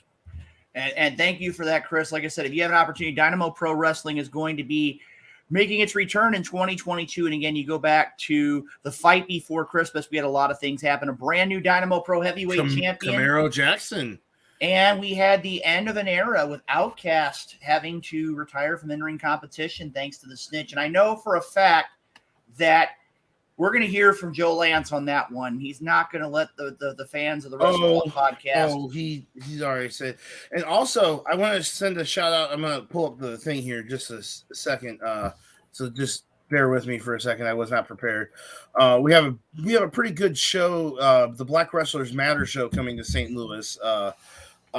In February. It's going to be at the North County Recplex. You can get your tickets today. One of the matches I'm really interested about is Camaro Jackson versus ACH, and we both know ACH. We've met ACH. ACH is one of probably the best wrestlers in the country. So that's probably the match I'm looking most forward to. So, well, I can tell you right now, there's been a lot of great wrestling that's been taking place on the local level, on the national level, on the international level. And I want to take just a minute here. I know Ivar is going to be joining us here in just a couple minutes. Hoss, just a quick check here. Ivar, is he in the green room? Yes, he is. All right. We're going to go ahead. We're going to take a quick moment here. I know Ivar is going to be joining us here in just a minute. Wow, that's a memory from the past there, Tim. About the old days. Hey, but their cheese fries rock, though. Cheese fries. I remember those when I was a little kid. Cheese fries were awesome there. One of those memories from years gone by of being a pro wrestling fan. I want to take just a minute here and talk about AEW's Battle of the Belts. And we know firsthand that Ricky Starks defends the FTW championship against Matt Sydal, a man that I have an opportunity to meet on many occasions. Britt Baker, DMD, defends the title against Rio. The one thing I'm going to ask, gentlemen, before we bring on Ivar here in just a moment, Sammy Guevara defeats Dustin Rhodes to become the interim AEW TNT champion. Now, I know that they do this a lot in things like the UFC when a wrestler can't compete. I think this is one of the first times I've seen – the only other time I can even possibly recall was when Razor Ramon won the Intercontinental title when Shawn Michaels, I think, was gone for a couple of months. They also did it after Punk his contract ran out and he won the match against Del Rio, and then Cena won the title, and they didn't call it interim title. They just, it was a title for title thing. So right. Well, like I said, this is the first time I really think we've seen a interim in a while. What are your thoughts about the idea of Sammy Guevara being the interim TNT champion. I mean, I don't necessarily like it, but I don't necessarily hate it. My takeaway from that match is Dustin Rhodes. Can we just talk for a minute about Dustin Rhodes? He should not be doing what he does at his age. I mean, I'm not saying he's like old or anything, but man, he could still put on a really good match. I know. Hoss, did you watch the Battle of the Belts? Did you see the match? Honestly, I did not get to watch that one. Well, that's right, because you said didn't you say you were at a wrestling? What wrestling show were you at this past weekend? I was at a WDWA wrestling show, and actually the main event there was a fans bring the weapons match. Me and Luke have some. Me and Luke have some fans bring the weapons stories. We'll talk about that. Between Israel Sharif Fakour and Cisco, which if things work out, we are going to have them both here next week, and let them go back and forth on the show. And I have a question. With it being a fans bring the weapons match, what was the most odd item that was brought? Because you're never going to top what me and Luke are about to say. Mm-hmm. Well, there was a lot there. I mean, we had people bring just wooden sticks. We had I took my axe handle. We had a cane that had an 8-ball on top of it. There was, of course, somebody brought out the bag of Legos. Metal pipe. Yeah, I mean, it was a little bit of everything. Of course, it's West Virginia, so what do you expect? Well, Chris, I can tell you right now. I've actually got two. You got one. No, I have to have the other. I got two. I've got two, and I think you're going to name the one. I'm going to let you name your one first because I think I know where I'm going to throw out the one. I remember it was back many, many years ago when I was an active competitor, and there were a lot of fans waiting for the event. And one of the weapons that was brought into the ring was a street sign. Connected to the pole. It was the stop sign that was concrete anchor. It was the stop sign that was right in front of the building. There was a stop sign in front of the building. Occasions in Lime, there was a stop sign right there. They brought the darn stop sign in with the post and the concrete anchor. No, see, that wasn't the one I was going to go there because the one that I remember the most was the chicken pot pie. Yes. And actually, I have to say someone brought in a frozen chicken pot pie, and it was used. Shout out to Tim Miller here. I think he's actually correct in saying it was a turkey. It was a turkey. No, it wasn't a turkey. It was a chicken pot pie because I remember the chance of it. And I got to tell you, too, I have seen it one other time, and it was during a street fight between, I believe it was between Ricky Rodriguez and Jackal taking on the Arch City Mercenaries. Right. So anyway, like I said, let's get to our second guest. All right. Well, tell you what, I'm going to go ahead and do this introduction here because, again, this is the Roberts family reunion right here, episode 377 on the Wrestle Talk podcast. I can tell you right now, gentlemen, it's my honor and privilege as a part of the Roberts family reunion to introduce a man who's been on the show before. And I got to tell you right now, I'm just going to put it simple. Ladies and gentlemen, the tiniest rock star on the planet. Ladies and gentlemen, welcome back to the Wrestle Talk podcast, Ivar the Micro.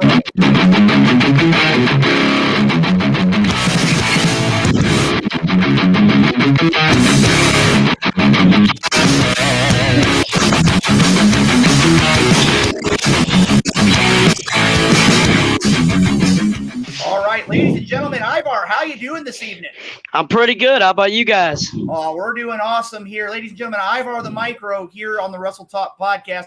Now, Ivar, I got to ask you, you are very active on social media, and from what I understand here, and again, I don't want to hurt anybody's feelings or things along the line, but I know that you had an opportunity. You had a real great holiday season. I know you love the holidays. How were your holidays? I know you didn't get a chance to come to the family get together, but I want to ask you, how did your holidays go? It went really good. It's really nice to go back home to see family and everybody there. I had not been home since beginning of July when I left for micro wrestling. So it was my first time home. this journey started. And I was a working logistics job in my wheelchair, and I hated it. And I needed an in for wrestling. I was still doing some work with World League, but I wanted to get on. I wanted to be I wanted to tour around the America. I wanted to be a big name.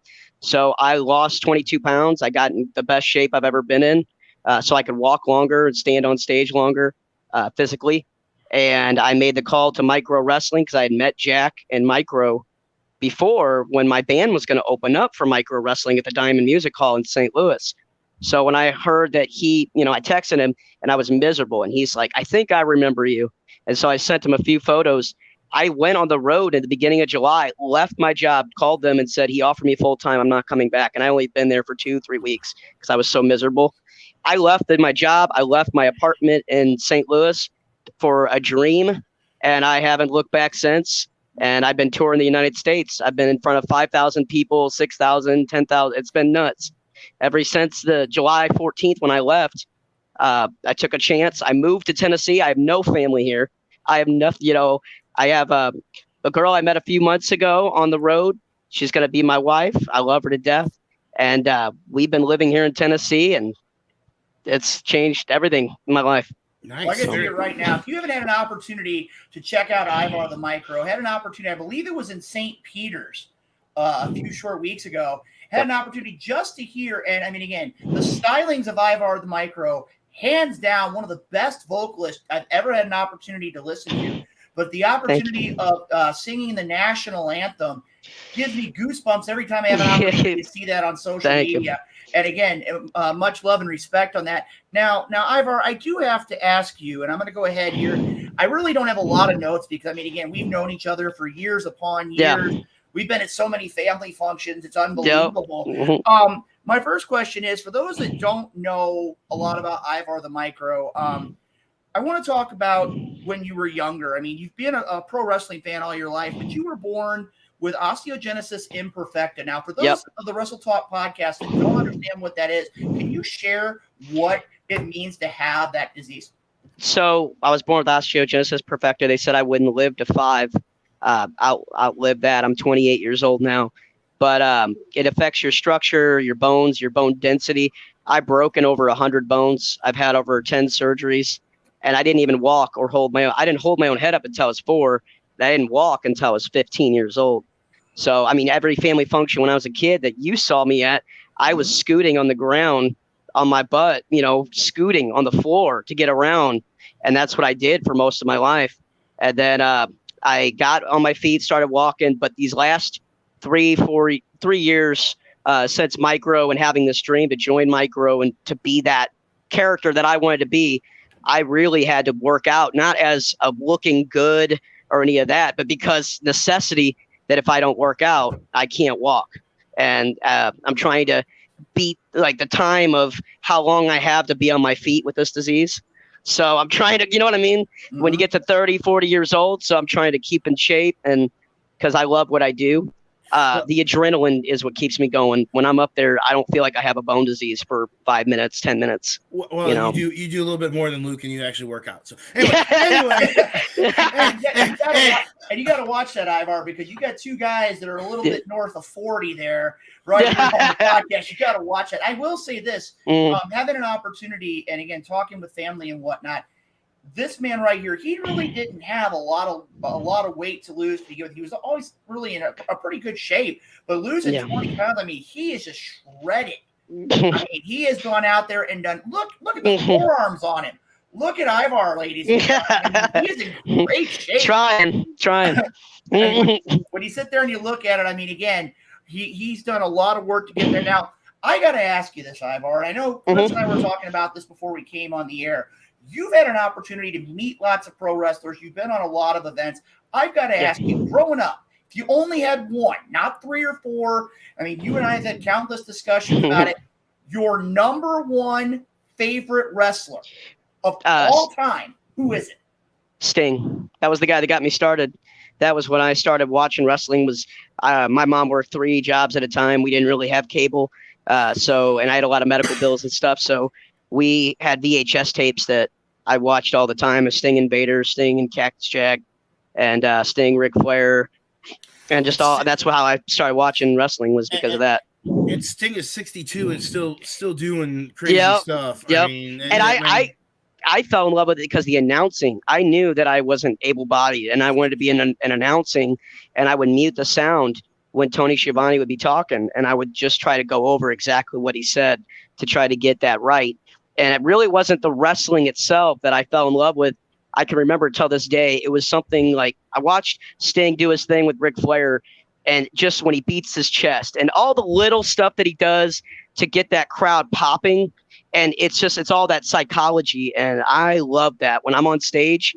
I mean, the little things I do, I drop to my knees and shake my hair around, convulse. And it's all the character Ivar is me. It's the same thing. And it's just I love what I do, and I get a chance to go out there and perform in front of all these people. So it's fun. They always say that wrestlers and people in the wrestling business, their character is always just a turned up of themselves. So I mean, it has to be. It has to be to work. It has to be, or else it just comes off as really, really, really fake. Yep. So they see right through it. What was your first memory in the wrestling? What was the first memory that you can remember that just was like, man, I love the wrestling business. That's what I want to do. I mean, it has to be when I turned on those VHS tapes and announced like Tony Schiavone, and then leaving voicemail after voicemail after voicemail when I was getting out of high school to Leland Race, and I heard about World League Wrestling, and just kept calling him. And I had experience through high school and college on announcing it. And I was the first ever Southwestern Illinois sports announcer at the high school level. I'm the first ever in Southern Illinois to be announcing because I started that. I went out into the digital media teacher and told her, why do we have silent football games and silent hockey games? Why don't we have somebody talking over this? She's like, well, they're afraid to fail. I can't have kids on that air. What if they say something wrong? They don't know what they're doing. I'm like, I'll do it. And if I fail at the first game and you don't like it, then just take me off the air. So she gave me a shot, gave me one game. It was against my old team of Edwardsville, and I fell in love with it. And you learn from your mistakes too. Is like you can't be afraid to fail. I mean, I can't tell you how many times as a ring announcer. I mean, I've made flubs. Luke has made flub. I mean, I was talking about Ace Hawkins one time and up in Lincoln County, Illinois, and I called him Ace Steele, who had been someone I'd known from way back in the day. So, and I didn't even realize I did it until Luke came up to me and he's like, you realize you called him Ace Steele, right? I'm like, no. He's like, no, I didn't. He's like, yeah, Chris, and you got to throw us out here too, though. You that's one of the things that we've been very happy about. And again, Ivar, you and I have been the same way as well. Mm-hmm. Chris has no qualms about calling me out on mistakes I've made too over my career. It's one of those things you learn and you go, and you take care of what's there. And didn't you just say that a couple shows ago that you made something similar, that it wasn't recording yet, so luckily it hadn't started recording, but you made some kind of an error? Let's not go there. He's like, no, hold off. He's like, hold off on that. Hey, I have to say though, it was one of those where for once the technical difficulties worked in my favor. There you go. So we're good to go. That rarely happens in this industry too. Okay, Mr. Toyoko Japan. That was one of the biggest. That was one of the biggest things for me too. Honestly, everybody's got their pros and cons. The entertainment part, I jumped right into that, and it wasn't very hard for me to do that because I love to do it. The criticism part, I took criticism very well, but when you care about the business that you're working for so much, and it's your boss, it feels like he's coming down sometimes. You got to know how to take that criticism right. And that's what I'm working on, and I have been working on for the past year and a half, because I care so much about the performance and how this micro wrestling thing takes off. I want it to be the best, so sometimes you got to take that criticism, not as he's attacking me, but as, wait, he's telling me what I need to do right. and and what I need to change to be the best I can be. And being a ring announcer / commentator, you have to kind of have to like laugh at your own mistakes, because if you don't, it's and plus being a ring announcer, you're lead, and you do it probably being with micro wrestling. Yeah, you lead the crowd follows you. You can't. I could go in there and just announce competitor A and competitor B, but in between, you kind of first of all, you always put over the sponsors. Two, you promote like as much as you can, and three, if you see something funny, you mention it. It's like during the Christmas show, I said Ricky Cruz jumped somebody at the end of the match, and I said, well, someone's going to be on the naughty list this year. There you go. It's just kind of one of those. It's just you have to show some kind of personality, or people are just going to think we have a spot. We have a spot in the match, and I'm not going to give away the match too much, but we have a spot where there was a plunger being used, and it was along with the wet floor signs. I mean, these guys, and that's the thing I want to get across. Micro wrestling and all these midget wrestling companies, they got, and I even thought of it when I joined. They get the stigmatism of they're just the little people that are funny and humorous, and these guys can really go. And micro wrestling, I'm lucky because the company I work for, and he can't say this as a promoter, but I'll say it, this is the best midget wrestling company in the world. He books over 205, 15 plus shows a year. Even during the COVID times, we were booming. So this company, he's a booking machine, and Jack Darrell. Has micro wrestling been in the St. Louis area? Forgive me if I. They were in St. Peters, weren't they? Just about 2 months ago. Yeah, it was my first time home performing in front of my hometown and my family. No nervousness there. No, right? No pressure, right? No pressure at all. The national anthem is the biggest pressure I have. I hope I'm not killing my view on my character by saying that, but it scares me every time I do it because I do all these hardcore songs, and they're not hard to do for me. But the national anthem is hard to do. It's hard. Actually, someone has said that like the national anthem is like one of the hardest songs. Oh yeah. It's hard. One, you don't want to fuck it up because if you mess it up, people are going to think you hate America. Two, it's just and the way I do it a cappella. I do it a cappella with no backing track or nothing. If I fail if I fail or any of that happens, it's all on me. But I love that about wrestling, where Jack trusts me enough. He gives me the microphone, says, go do your thing, Ivar.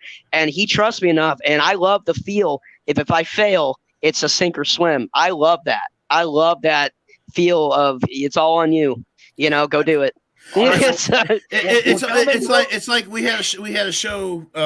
They normally play the national anthem.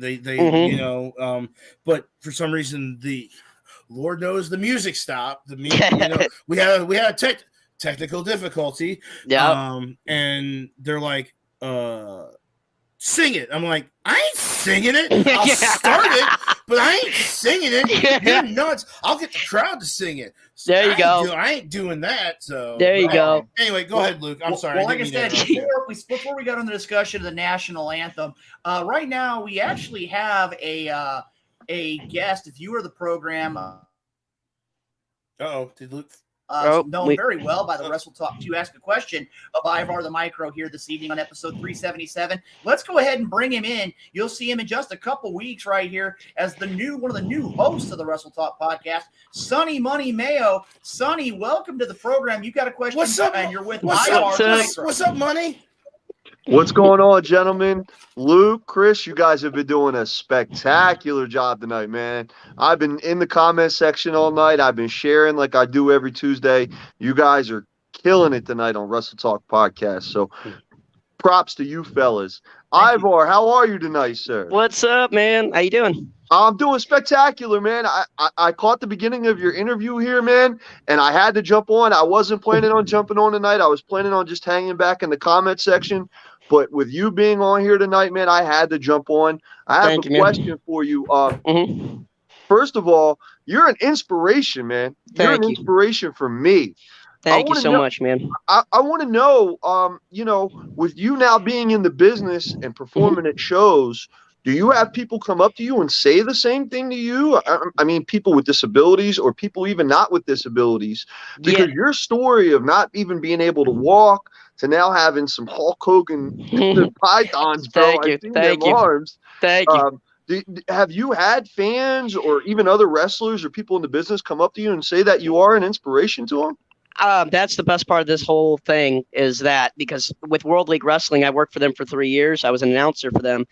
Luke knows for Leland Race, and I enjoyed what I did. It got my feet in the door, my feet wet, and introduction to business. But now I'm not in the ring, obviously, for my medical reasons, but I do everything besides being in the ring. And now I'm a cast member. Now I'm not calling the show. I am a part of the show. So it's totally different. It's way, I hate to say it, but it's way more fun because you get to be in the action. I had one show on the last road tour where I was, we're hanging out with the guys at the bar after the show, and wherever you perform at, you are like these godlike figures after the show when you're done. And so we go to the bar and we're hanging out, we're doing our thing after the show, and the other guys are drinking. I haven't drank in 4 years, but I'm hanging out with them. And one of the security guys comes over and says, there's a group of 9 kids that the dad brought to the show, and they want to talk with you. And I went over there and they're like, I'm not even in the ring. They're like, you're our favorite. You're this, that. And my gimmick, I have sunglasses on, so they can't see it, but I'm signing autographs and I'm crying the whole time. Yeah, and I'm like, because I just started July 14th on just a hope and a dream. And I went out there the first road show we did with a band that was already there. The stage was perfectly set. There was a band there. It was 4,000 plus people. It was a big show in Trenton, New Jersey. I got up there in my gimmick and said, hey, my boss is in the crowd. I'm new. I need to show him what I can do. And the band let me perform with them. And I did Crazy Bitch by Buck Cherry. And when I did it, I ripped the jacket off and did the song as Ivar. And it went 8 million in 2 days on TikTok. It went viral. Like, it exploded. And after that, the journey and everything just took off. I mean, it was crazy. They're like, you're that guy on TikTok, and stuff like that. And it's been nuts. And I don't have a role that was already there because I'm not able to wrestle. So I had to make my own role. As there's no other midget wrestling company that has a singer that's a little person, announcer that's a little person, so I'm doing all these roles in one, which kind of makes micro kind of pop a little more because it's something different. Right. It's something, but there was no role there. I had to make it, I had to kind of get in where you fit in. So sometimes you just got to kick down the door and make the opportunity yours, man. Well, I know Rodell and Luke will be telling you to drop your social media accounts and promote them, and as soon as they do, I'll be listening, and I'm going to be following you on every account that I have. Thank you. MySpace, AOL, and all the old school ones. There you go. But in all seriousness, Ivar, you are an inspiration, and not only for me, buddy. but for a lot of people out here, man. You keep rocking. I'm a big, huge fan of yours. Chris, Luke, you guys keep continuing kicking ass on this show tonight. I'm going to jump off here back in the comment section and keep promoting the show. Thank you guys for letting me jump on tonight. I'll be watching you in a couple of weeks to make sure that you stay in line there, brother. So. Yeah, absolutely, man. I need someone to keep me in line. Night Owl doesn't do a good enough job. So I know Night Owl. He can barely keep himself in line sometimes. That's right.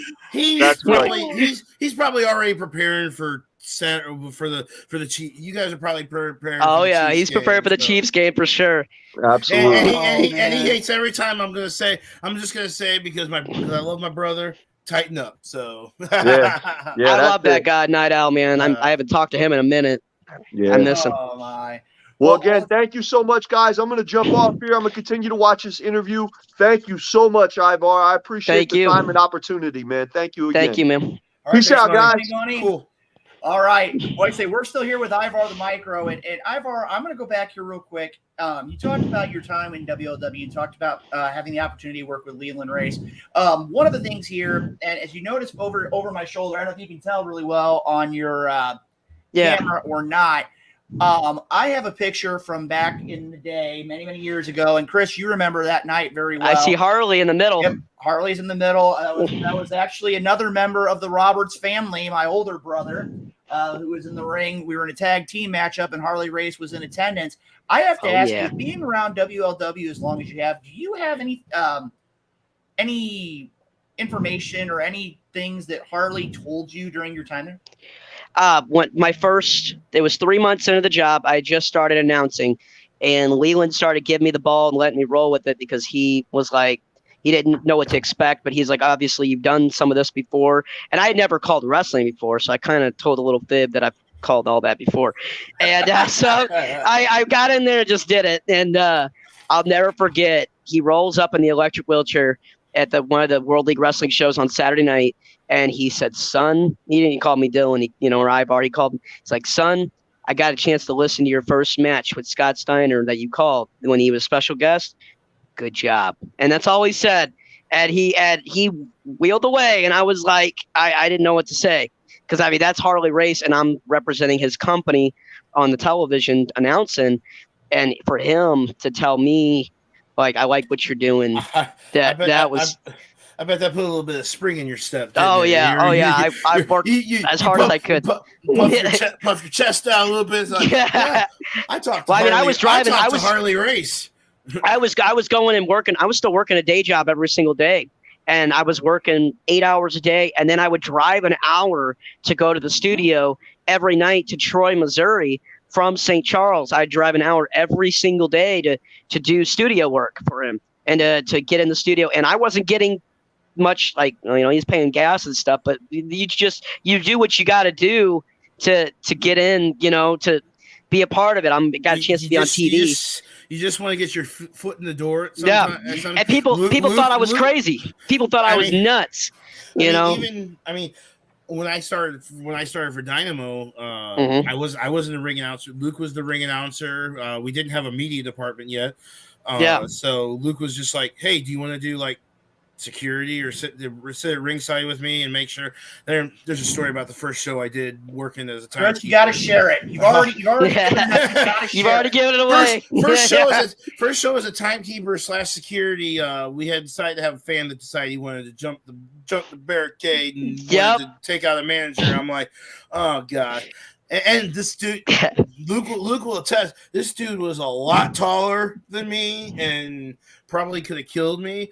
Luckily, some of the guys from the back came through the crowd to take care of him. I'm like, man, I'm not fighting this guy tonight, but I guess if I have to, I told Luke, I said, I about darn near speared him because I'm like, he came over the barricade. I mean, he probably would hit the barricade and probably broke it, probably busted the back of his head, but I mean, you jumped the barricade. That's just that was my first night sitting at ringside with Luke trying to get into Dynamo Pro. So.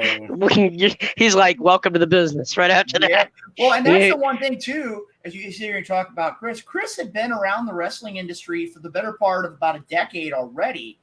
And this was his first opportunity to be back after, what was it, about 4 or 5 years, Chris? Oh, it'd been longer than that. Way longer than probably closer to 10 years. It was a long time. I left the business because I was tired of politics. Because just politics stuff. I'm not saying that there's not politics now, but now I'm at the age that I really just don't give a shit anymore. You deal with it better now. I don't really give a shit, and you're either gonna like me or you don't. I mean, I get along with everybody, so I just I just don't care. I just don't care anymore.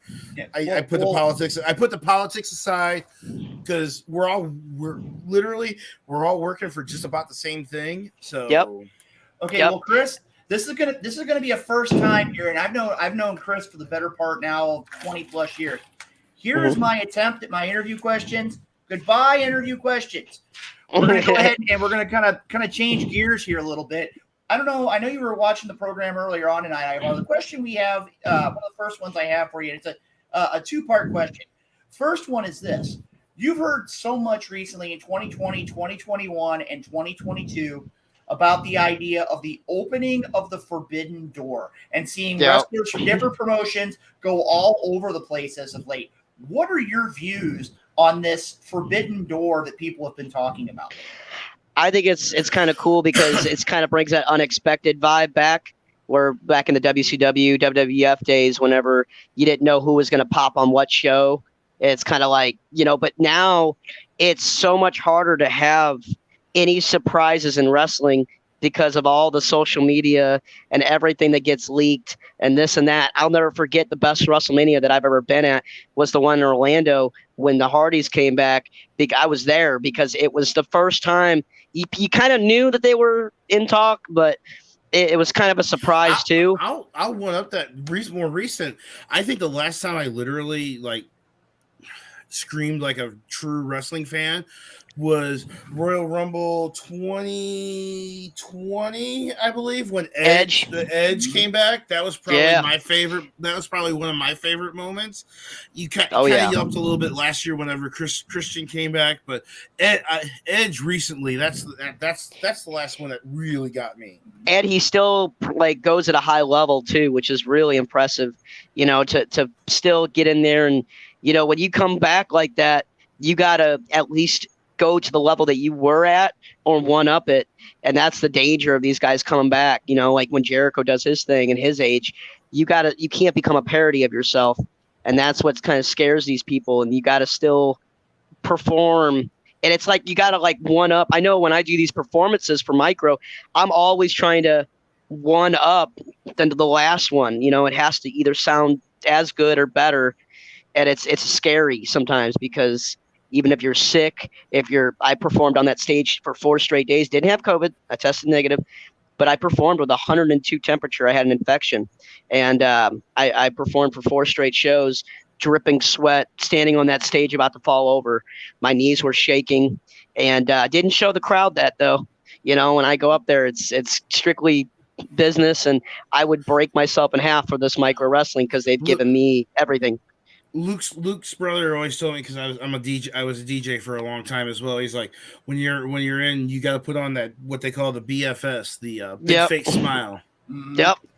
Well, I'm going to throw this out here, gentlemen. It's going to be another one. It's going to be kind of a roundtable discussion here. We're here with Ivar, the Micro from Micro Wrestling and the Micro Wrestling Federation. I got to ask you right now, gentlemen. We're now into 2022, and we talked about, you heard all the year-end awards. I've got to ask you, if there was one wrestler that you could watch any match of theirs, and that was the only wrestler you could watch, who would it be and why? Ivar, I'm going to go with you first. One wrestler right now that you would watch. Probably Shawn Michaels, because he can have a match with anybody. That's always been one of my favorite in-ring wrestlers. He could have a match with the broomstick and still be good. Jericho is so impressive to me, not only on a wrestling standpoint in the ring, but watching the psychology and how as he gets older and he knows he can't do as much in the ring anymore, he still morphs his character each time and twists it around to become, he's still on the top of his game, even though he's near the end of his career. He's went from all this stuff. Now he's a veteran player that's an inspiration to all the other guys in the locker room. He's been there, he's done it, he's won everything, won all the championships, and he's a rock star singer and all that stuff. So I kind of related with Jericho. So either Jericho or Shawn Michaels. I just love both of them for different reasons. Okay, well, I'm gonna throw mine out here first. If you're looking at,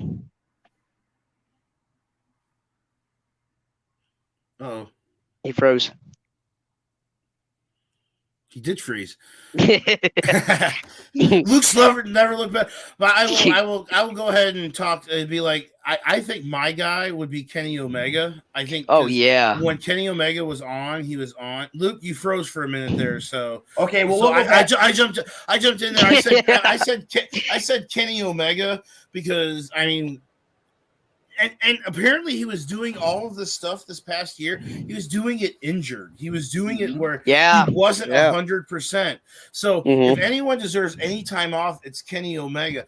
But in 2021, who had some of the best matches?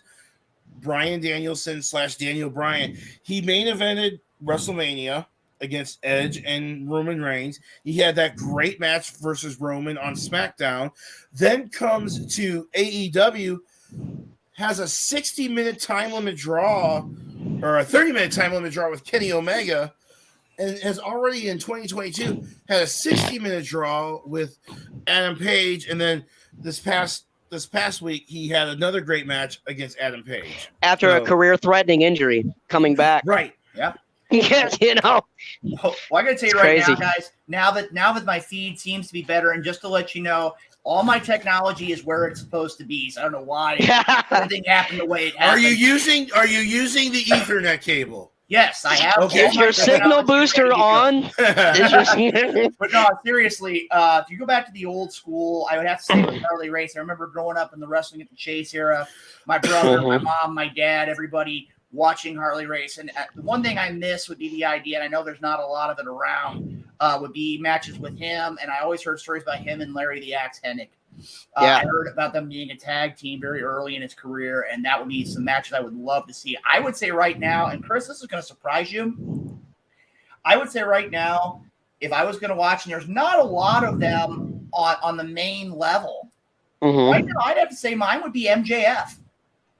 Yep. Because the idea of where he believes he does come hype. He cuts one of the best promo. He cuts probably one of the best promos in right now. I mean, he's definitely got it. He kind of I mean, a lot of people hated on the Miz for a long time. I mean, they thought he was just a goofball, but honestly, the Miz for the longest time was cutting some great promos as well. So so I kind of put them in the same. I mean, I know CM Punk did it and it was funny, but I literally do. I put them kind of in the same. They're kind of in the same thing. They're the heelish dicks that you hate. You don't want to talk about. So. I love MJF. I love every time he grabs a microphone. I'm always listening. I will say this though, he does take it a little bit. If here's the line, he kind of gets he gets right there. Yeah. But and the best part is he's really trolling people right now. But with this WWE stuff. So I think, Luke, I think I'm going to ask Ivar the question that I brought up during our High Spot segment. You know, the WWE is talking about with Mickie James being a part, you know, and being acknowledged as the Impact Knockouts champion. And apparently the WWE also wants to have a mystery entrant into the Royal Rumble that's gonna that's gonna come from the quote unquote forbidden door that we talk about all the time. Yeah. I'm going to put this is a two-part question. I asked this earlier. Who would you be most surprised at, and who do you think it's going to be? I think I actually agree with the earlier one on Christian. I think that could be a possibility. Christian's been, you know, obviously his best friend's Edge. He's still got ties. He didn't burn any bridges or anything with Vince, you know, so I think I was talking about Jericho in my mind, but Jericho's kind of doing his own thing. You know, I don't think he would go back for that. But I could see Christian being the one that comes out for that one. that would be the one that I can really see. I've always loved Mickie James too. I love her work. I was really upset because I went on the road tour with Micro and I didn't get to go. I had tickets to go to the Wrestling at the Chase and ringside, and I didn't get to go. I had to give it up to go on tour. But man, Mickie James, I've always been a fan of her. But I could see Christian. I definitely. Well, right now I got to throw it out here. We're getting close to time, Ivar. But you mentioned earlier on in the interview that you know about the Wrestle Talk Podcast Game Show Challenge. Yep. And you want to know. You beat Renee. Chris, for once, I'm going to have the opportunity here to speak. So, like you've ever been lost for words. Well, here's the deal. This is one that you, Ivar, and I have talked about for years. That being, which one of the Roberts family, when we have an unknown topic, which one of us would be the one to have more knowledge? So I'm going to pose this to you on episode 377. Ivar the Micro, tonight's Wrestle Talk Game Show Challenge, you and me. What do you say? I have to accept. But I don't know if I'll be 1-0 or 2-0 by the end of it because this guy knows a lot of stuff. Hoss, get back in here. Get back in here because we're about to start this Wrestle Talk Podcast Challenge. And normally Luke sends this stuff. Okay, I will say Luke normally sends this out. And I was told earlier, he's like, Chris, you need to get a Wrestle Talk Game Show challenge. I'm like, isn't that Luke's job? He's like, no, Luke is challenging Ivar tonight. I'm like, okay, let's do this. So We're gonna see how it is. Let's go ahead and hit that Wrestle Talk podcast game show challenge theme music. Yeah.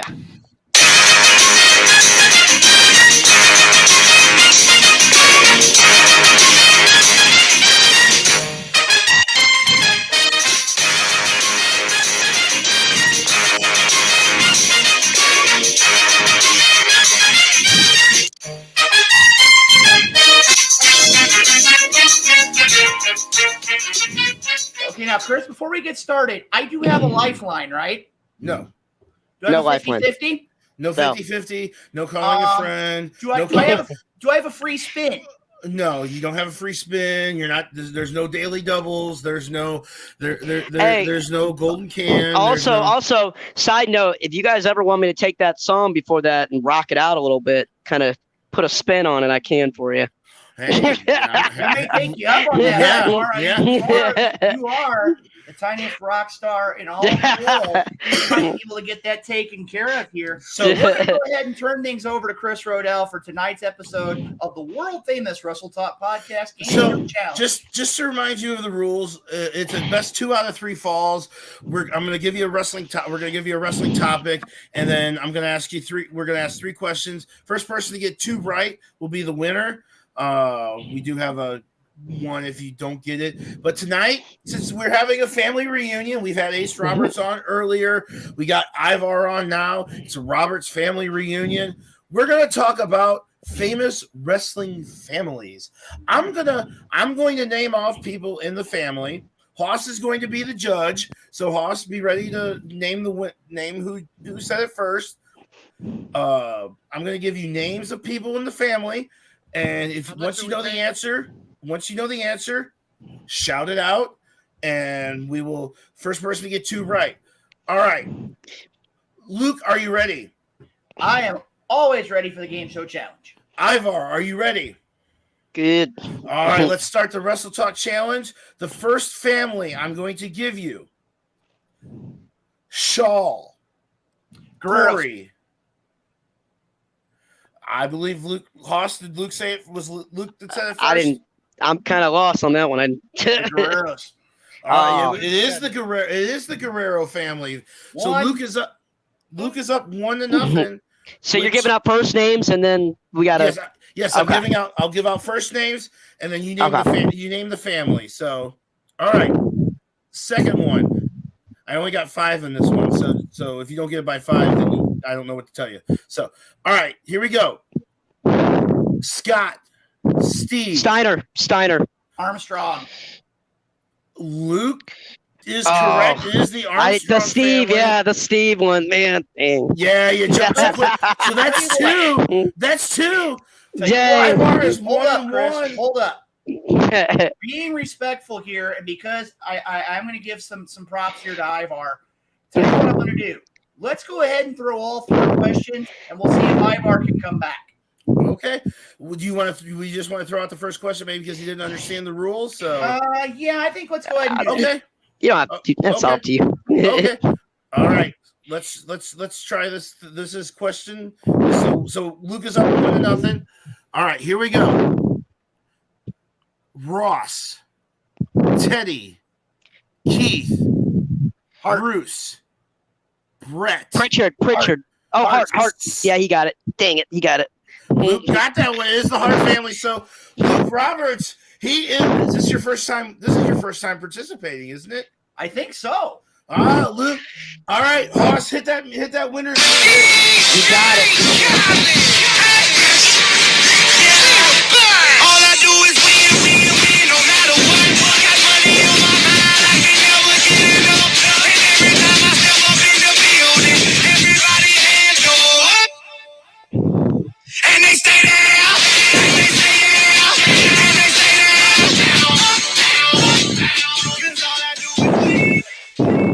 Oh, we got guys, I got to tell you right now, it's been 377 episodes. The day has finally arrived where Luke Roberts participates in the game show challenge. I have to give my props to Ivar. I got to tell you, Chris, those two were both really. The second one was really tough. I had to think about 2 or 3 games into it because I was drawing a blank. I really was.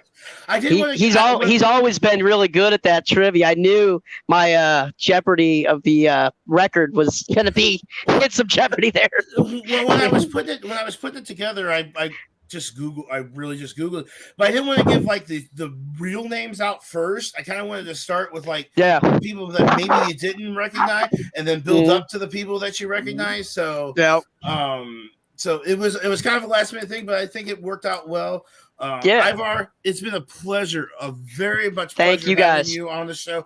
Shout out any social media that you have. Shout out for Micro Wrestling. Micro Wrestling Federation, also Micro Psycho on TikTok. That guy has over 600,000 followers on TikTok. The guy is, I mean, you want to talk about famous. The guy, everywhere we go, the guy's well known. You probably have seen his TikTok or heard of him. Micro Wrestling Federation. Be looking for all our road shows. We have a kids show in Pigeon Forge Wednesday through Saturday. The doors open at 4. The show starts at 5. That's the one I usually do every single week. That's the kids show, family show. And then we have our road show, which is kids and not kids. We have ones that are at some bars where the guys get to cut loose. And if you've never seen an adult micro wrestling show with your friends, oh my gosh, there is no holds barred on that microphone. The stuff that they say, I don't know how sometimes they're allowed to say, but they do. All I ask is that whenever you come to the St. Louis / Kansas City / West Virginia area, you let us know, because me and Luke are in the St. Louis area. Renee and Sonny are in the Kansas City area. Haas is in West Virginia. There's a West Virginia show coming up on Micro Wrestling Federation. Or is it Virginia? I'm sorry. I apologize. Joe is in West Virginia, right? I'm in Virginia. Joe is in West Virginia, but I'm right there basically at the border. So where's the West Virginia? Do you know where the West Virginia show is? I'd have to look into it. It's on Micro Wrestling Federation's page, but it is on the next road tour coming up the next 2 weeks. And then we have a little home stint here in the Tennessee area. Will actually be, and this is personally huge for me, they're having their yearly photos. So now I'm going to have my cutout on the building and stuff, and in the banners and so for me personally, I've been waiting for this for a minute, to be a part on their posters and their flyers and stuff, because I'm the newest guy, to join. So I don't have all that stuff right now, but this is about to take off. We have the Pigeon Forge shows going great. We had 4 straight sellouts the last time, and the road show. Anybody looking for funny adult content plus great wrestling, the road show is amazing, and we have a all through Florida throughout the month of February. Awesome. Well, you know something, Ivar? First of all, thank you for joining the program here tonight. Again, you've been a member of the Wrestle Talk podcast family. I want to say thank you for coming on the program. And you know something? I was just thinking about it. You are one of those WrestleMania guys. I know you've been several. Our good friend, a good friend of the show, Ben Simon's been to several. Yeah. Bruce been to several. I went with Ben Simon to the last WrestleMania I was at in New York. Me and Ben went together, roomed together. We took that trip together. Yeah. Mm-hmm. Well, I'm going to give you an idea. We're going to be talking about WrestleMania in the upcoming weeks, and I definitely, with you being a veteran of the WrestleMania experience, we're going to have you back on the show just to talk about WrestleMania and what's coming up. So with that, Ivar, again, thank you very much for coming on the program and being a part of the Wrestle Talk podcast, episode 377, the Roberts Family Reunion. Thank you for coming on the program tonight. Thank you guys for having me. And for all you micro wrestling fans, I'm just getting warmed up. This is Ivar the Micro. I'll see you guys later. Thanks, Ivar. It's great talking to you. Thank you, guys. All right. Woo, I'm worn out. He's a bundle of energy, man. He is a bundle of energy. So, like I said, it's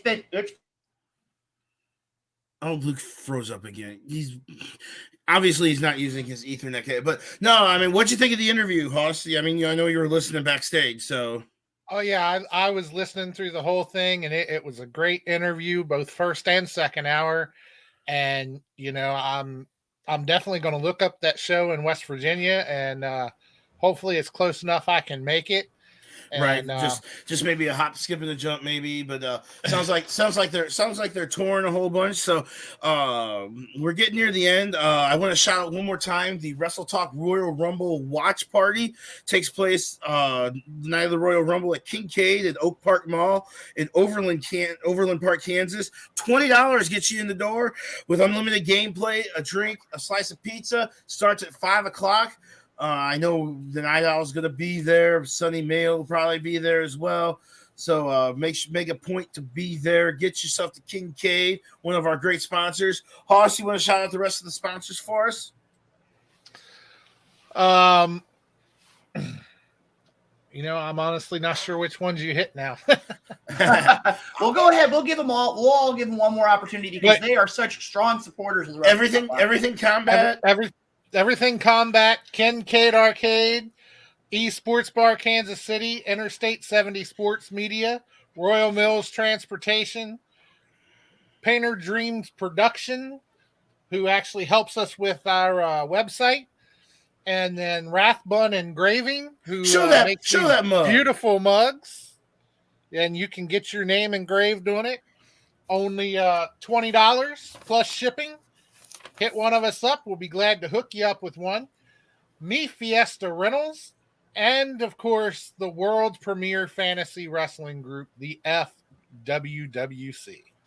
Oh, guys, I got to tell you right now, we now have all these technical issues taken care of. And guys, I have everything set up. I don't know why we've been having. It's probably because of the fact the internet's having a difficult time keeping up because of all this great wrestling content we've had to talk about tonight. And we didn't even get to talk about Wrestle Kingdom. We might need to continue that discussion on social media. Make it a point, too, if you enjoyed tonight's Wrestle Talk podcast. Can we put up the Sunny Mail comment? Luke is on the Maestro Hotmail internet connection tonight. I saw what was there. Well, Luke, you do realize the Ethernet cable is not the one that runs from your computer over to the phone jack. That's your dial-up connection.